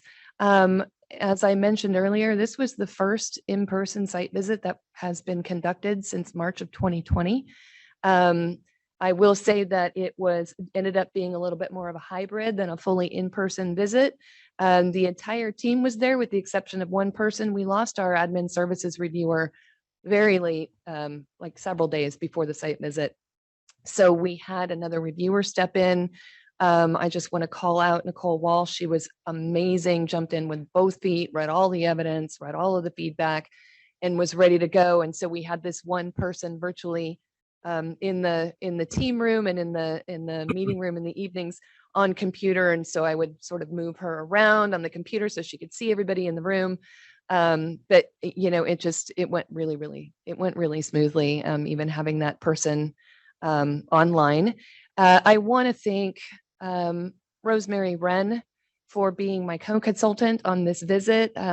We have a number of newer consultants who were hired late last summer, early fall, and we've been trying to roll them out on visits. So you're seeing a lot of consultant teams on some of these visits, and it's our effort to really get these folks moving, get them some experiences, et cetera, on these visits. But I have to say, normally doing these visits with one consultant, it's really nice when there's two. It was really, really nice to have another person there. So thank you, Rosemary. I very much appreciate it. And I'm sure that the team does as well. So this visit did take place, as I said, at the University of Redlands. We were in the town of Redlands. We were on campus. It's a lovely town. We did do this site visit at the end of February, which for our friends in Southern California was a time when you were experiencing a lot of snowfall. So that was unusual for the area. The San Gabriel Mountains, which we could see all the time, were covered in snow. It was a very unusual experience, I know, for Southern California. I want to thank the Redlands team that I worked with throughout the year leading up to the visit. We had monthly visits. We spent a lot of time working together, talking about evidence, talking about coordinating things and getting things ready for the site visit. They're an incredible team of people, very hardworking. They care a lot about their students, and it was an absolute pleasure working with them. And I'll be working with them, obviously, for the next year as well. And they're just a pleasure to work with. I also really want to thank the site visit team. Again, everybody said yes to doing an in-person visit when Redlands said, we'd like to have your team come. So, they were just wonderful, flexible, getting their feet wet again, being boots on the ground at an institution. And I really appreciate them all making the trip and doing this visit in person. There was a concern around a precondition on this report. So I'm going to turn it over to Brad to introduce the report and the findings and the recommendation. And then I'll take back over from him quickly afterwards and talk about the institution's response to the preconditions. There's an insert that shows you that they did respond, but I'll walk you through that a little bit after Brad introduces the main part of the report. So Brad, take it away. All right. Well, good morning, everybody. My name is Brad Damon. I had the pleasure of serving as the team lead on this visit. And first, I'd like to express my gratitude to our CTC consultants, Erin Sullivan and Rosemary Wren, for their unwavering support before and during our site visit, and acknowledge the outstanding work of our accreditation site team members, Jim Mitchell, Carol Hodgers, Laura Ibarra, Catherine Peckham Harden, Nicole Walsh, and Rochelle Wong. Now, I'd love to set the stage for you. As mentioned, this was the first in-person site visit post-pandemic, and Mother Nature decided to make it a memorable one. We encountered a weather phenomenon known as thunder snow, which left families stranded and unable to reach Big Bear due to the massive snowfall. You may recall seeing this on the news. This was all happening around the time of the visit. Despite this unexpected twist, the entire team, faculty, and staff at the University of Redlands demonstrated that they can weather any storm, literally.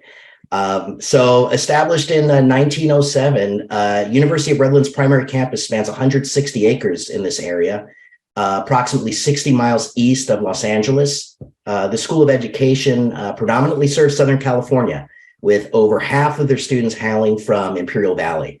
The education unit is comprised of 5 educator prep programs. So some other important context I want to share with you is that University of Redlands has faced declining enrollments, like a lot of universities post-pandemic, a recent restructuring of their School of Education, departure of key program faculty with little notice, all very close to the time of this site visit. And as if all this didn't pose enough challenges, they decided to hold their first ever spring break for graduate programs, which combined with the uncooperative weather led to shifts of almost all interviews to phone and online. So technical challenges resulted in limited interviewee turnout. But like true professionals, everyone involved managed to keep their cool under pressure. Throughout the interviews, some noteworthy strengths emerged. Candidates, completers, and employers all praised the programs for their student-centered approach. which left candidates feeling really cared for and valued by the School of Education faculty and staff. Additionally, the program's emphasis on equity and social justice was highly appreciated. Several completers shared that their firm foundation in social justice was a determining factor in securing their educator positions.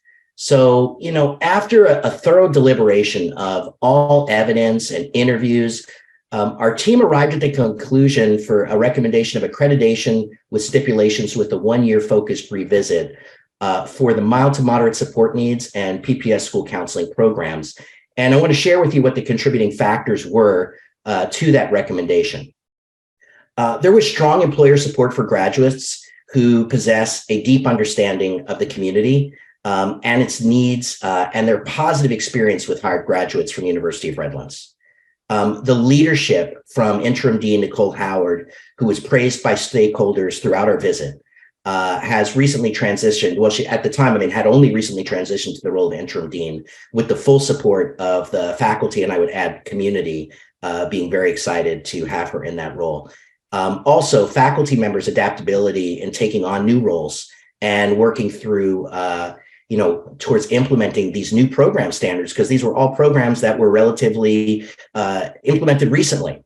And so although we did find challenges and inconsistencies in the implementation of the new standards, the team believes that University of Redlands leadership and faculty can weather any challenge that comes their way. We're confident that they will be able to demonstrate progress in a focused online revisit in 1 year. And at this point, I just would like to open it up for any questions from the Committee on Accreditation for members regarding this visit. Great, thank you for your comments. Any further comments at all from the institution? Okay, if not, then I'd like to go ahead and. Oh, we do have. Oh, we do have one. Oh, thank you. I Yes, didn't hear thank that. you. Sorry, I was making sure I turned the volume on here. So first of all, we do want to say thank you again to Aaron Sullivan, Rosemary Wren, Brad Damon, the full team that came out for the site visit. Also special thanks to our U of R team who not only did just put a lot of effort in over the last 7 years, but also after the site visit jumped in to really address the stipulations that were provided to us through the recommendation and the full report. I'd like to just offer that we did take some time to reflect, and many, I think like our colleagues have shared today, many of our points of reflection aligned with thoughts also that we had previously leading up to the site visit, things that we felt we could improve. I'd just like to highlight maybe a couple of things that we addressed, and I don't know if now is the time, or Aaron, if you may want to speak to the precondition first. Am I in order or? Yeah, no, go ahead. Okay. So the first stipulation is related to early fieldwork tracking in our EDSP program, and our Office of Student Success has already made efforts to update our early fieldwork form to track hours that would include separate categories for our gen ed and our special education students. We're also working to update that form so that it includes the disability categories, and this form would be available and ready for implementation for fall. The early fieldwork website, we felt that's forward facing for faculty, staff, and students, that also needed to be updated to provide additional support to candidates and faculty. Those updates were especially important considering the changes to the 200 fieldwork, the hours of early fieldwork experience for EDSP. We continue to send out communications and reminders to faculty and students about this change. For the second stipulation related to opportunities for candidates to demonstrate knowledge of disability characteristics in their authorization area, we do have plans for our interim Associate Dean of Academic Affairs to work alongside our Associate Director of Academic Advising this summer to integrate additional opportunities for candidates to do so. While the opportunities may exist in various courses, we do appreciate the feedback because we think there needs to be more work in refining the syllabi, as well as updating the website and communications that need to go out to faculty, staff, and students as well. So we, again, acknowledge that's an area of improvement and are grateful for that feedback. The next stipulation on multiple opportunities for EDSP candidates to learn, apply, and reflect on TPEs. Faculty have held initial meetings to review key assignments and syllabi content. to identify where candidates can benefit more from the learn, apply, and reflect cycle related to TPEs. Similar to other colleagues who have you've met with today, we are also a part of the Cal EPIC group, that California Educator Preparation Innovative Collaborative. And we are finding that their resources have been useful. So we're using a TPE calibration tool to look closely at assignments in our multiple subject, single subject, and EDSP program. This is our year to scale up. So that same tool will be used to build a tool for our PPS program, because they'll be doing the same work related to their performance expectations as well. Faculty will also engage in retreats in the fall to do this work together and to hold each other accountable. Related to PPS supervisor training, we do have a Practica hour form that has been created now to address tracking candidates' completion of their hours in the appropriate activities that are aligned with the counseling domains. We now have a plan in place to implement support for site field supervisors. The training was previously provided and some resources were behind a password protected site. So we're doing some work to bring that material forward publicly so that more of the supervisors who may not have U of R password credentials will now have access to those materials. In collaboration with our Office of Student Success, we're also addressing the next stipulation related to appropriate activities for Practica and fieldwork hours for PPS. And we'll be doing some reflective work to assess the current activities and to make modifications after we identify gaps that are needed in order to increase opportunities, again, for the learn, apply, and reflect cycle. This is specific to the CSPEs now. Related to the opportunities for PPS candidates as they engage in the learn, apply, and reflect cycle. I mentioned already the calibration tool that we're using in the EDSP.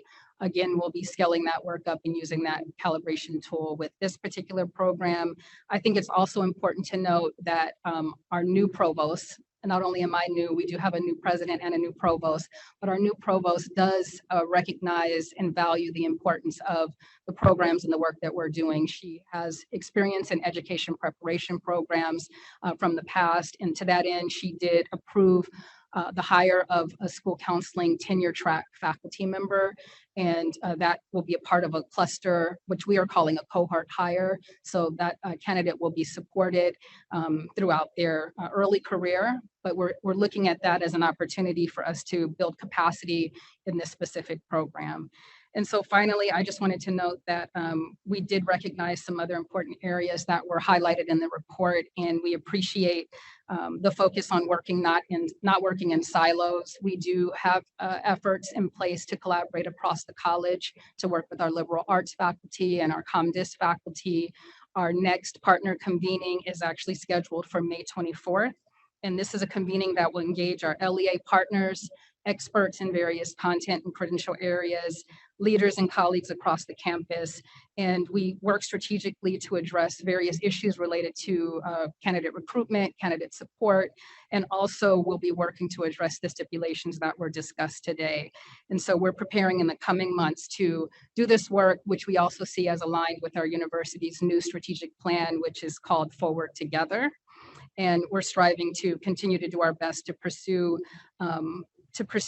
in opportunities and to engage in opportunities collaboratively with our students. And so again, thank you to you all for this valuable feedback. We see this as hard work and we're looking forward to this next year.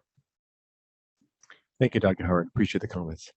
Dr. Cheerrest, would you like to offer any comments?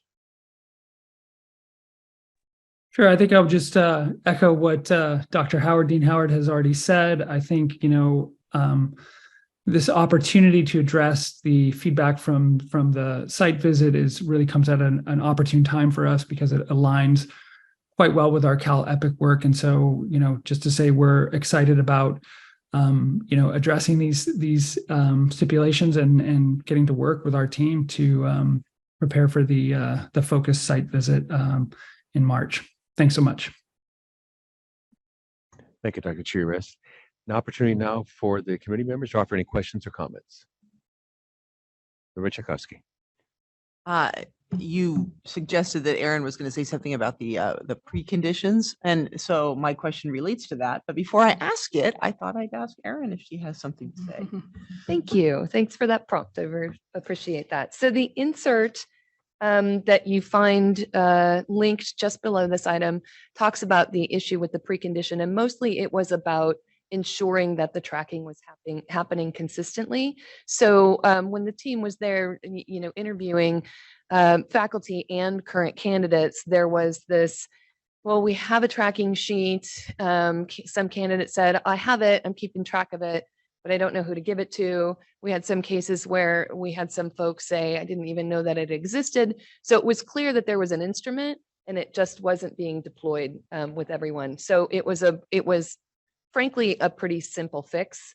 And so the institution provided us not only with an updated instrument, but evidence of how it had been deployed, evidence of how it has been communicated to faculty, to site supervisors, to their candidates.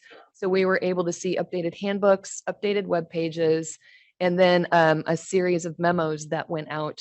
They provided us with copies of those memos that went out to their candidates, to their supervisors, and to their faculty. So it has been deployed, and it will be something that when we go back in a year, we're going to see some evidence then of it being used, and we'll be interviewing folks to hear about how that's going. Well, thank you. So I was going to suggest that this remains a challenge for intern programs throughout the state. At least it seems like that to me, because it's one thing to have a form and it's one thing to have a process on paper, and it's a very different thing to actually deliver the support to interns that they need. So, we were just talking with a previous group about the challenges of doing real teaching in front of kids when you've just come out of student teaching online, right? That's a very different experience.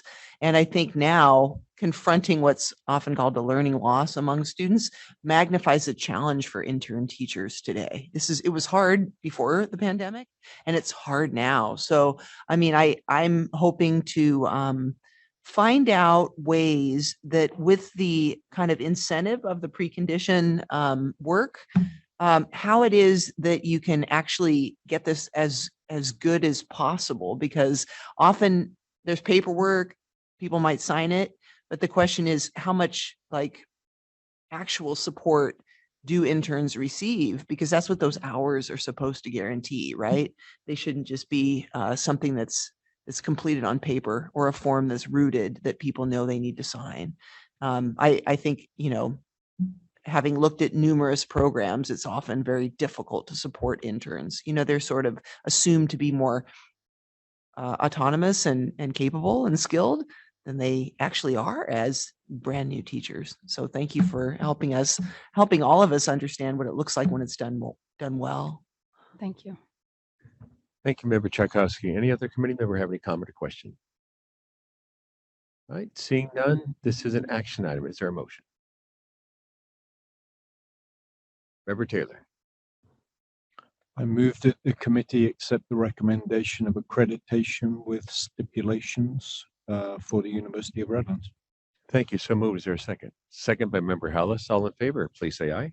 Aye. All opposed? All right, motion carries unanimously. Thank you. Yeah, thank you very much. We appreciate your participation. Thank you, Dean Howard. Yeah.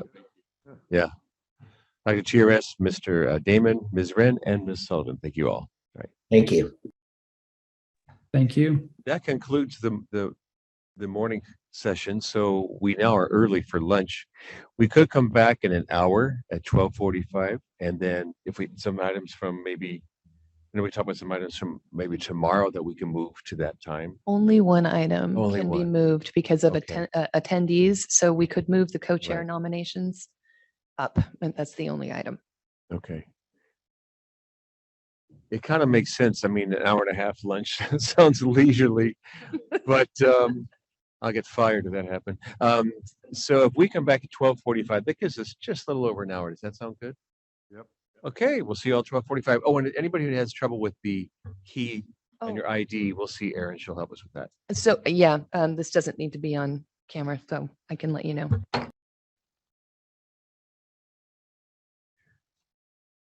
Okay, it is 12:50. Let's go ahead and reconvene. And because we don't have our institutional reps yet from San Ramon Valley, because they're not due till 1:15, we're going to go ahead and move item number 29 from the May 5th agenda. That's the nomination of co-chairs. We're going to move that forward. And Ms. Sullivan, will you introduce that item and Yes. share it with us, please? Thank you. Also, Michelle, if you would ask the consultant for San Ramon, maybe if they can come down, because if the people show up and then the consultant is here, I think she's in the building. Okay, so this is item 29 on your agenda. That was the thing we were going to do last tomorrow. So this item is the nominations for the co-chairs for the 23-24 COA meeting year. It is the process of the COA to open nominations at the second to last meeting of the year and to hold elections in the last meeting of the year. So we'll open nominations now today. We can take some nominations today, and then we'll leave the nomination process open until June. People can be nominated in the interim, and the final vote will happen at the June meeting. The COA procedures manual allows the co-chairs to serve 2 one-year terms. All members are eligible except those whose terms are ending on June 30 of this year. So that would be Joe Moline, Marty, and Cheryl Forbes. Member Hillis, as we heard this morning, has been reappointed for another term, so he is eligible. The COA may also re-elect a member to serve more than 2 one-year terms by first voting to suspend its own procedures manual. Also, it's important if you plan to nominate someone to serve that you perhaps have spoken with them first and assured that they are willing to serve so they don't find themselves on the spot. So does anyone have any questions before we open nominations? Okay, with that, then I would like to open the nominations for the co-chair representing institutions of higher education. Are there any nominations?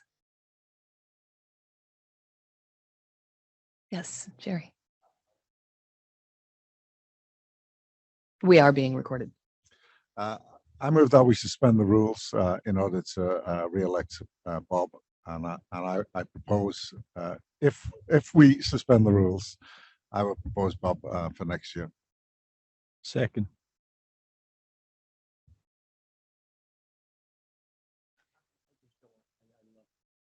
I just don't want to take it away. I don't want to take it from somebody else who would like to do that. So, but I mean, I would definitely do it. But by the same token, you know. Well, let's see if we got any other numbers. We're not voting until next time. That's true, but I'm just throwing it out there. That's all. Yeah, I understand. I understand. My back is turned. I know. So we will record the potential. So if you all choose to suspend, we'll take that vote in June as well as potentially approving Committee Member Frelly. But nominations, as I said, will remain open. So if anybody wants to think about it and put another name forward, we have time for that. All right, the nominations for the co-chair representing the TK to 12 segment. Are there nominations for that position? I'd like to nominate Member Lee. Are you willing to serve, Member Lee? I am willing to serve as long as Bob continues to do most of the work. Just kidding, just kidding. Is that how you see it? Yeah, no, no, I'd be happy. Can we withdraw? Yeah. No, I'd be happy to do that. Thank you for the opportunity. That's right. Yeah, I pick it up. Bob does support Marty by making double-sided copies of the script for him for the meeting. So absolutely. as Morning he said, coffee, nothing but the best. Yeah. Are there any other nominations for a TK-12 representative to serve as co-chair?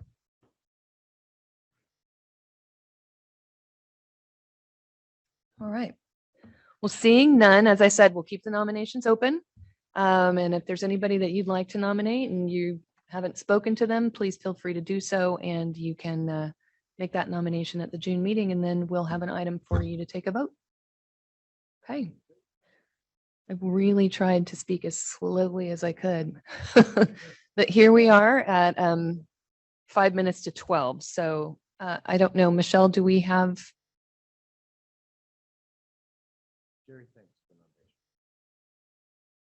Oh, I guess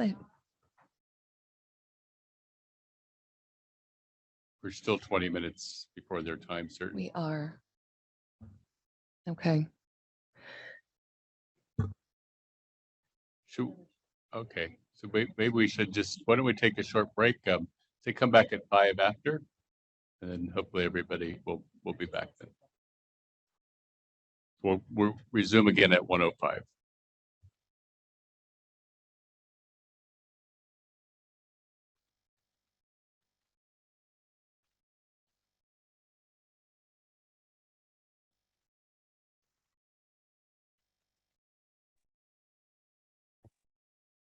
All right, let's go ahead and start the recording, and we'll go ahead and reconvene with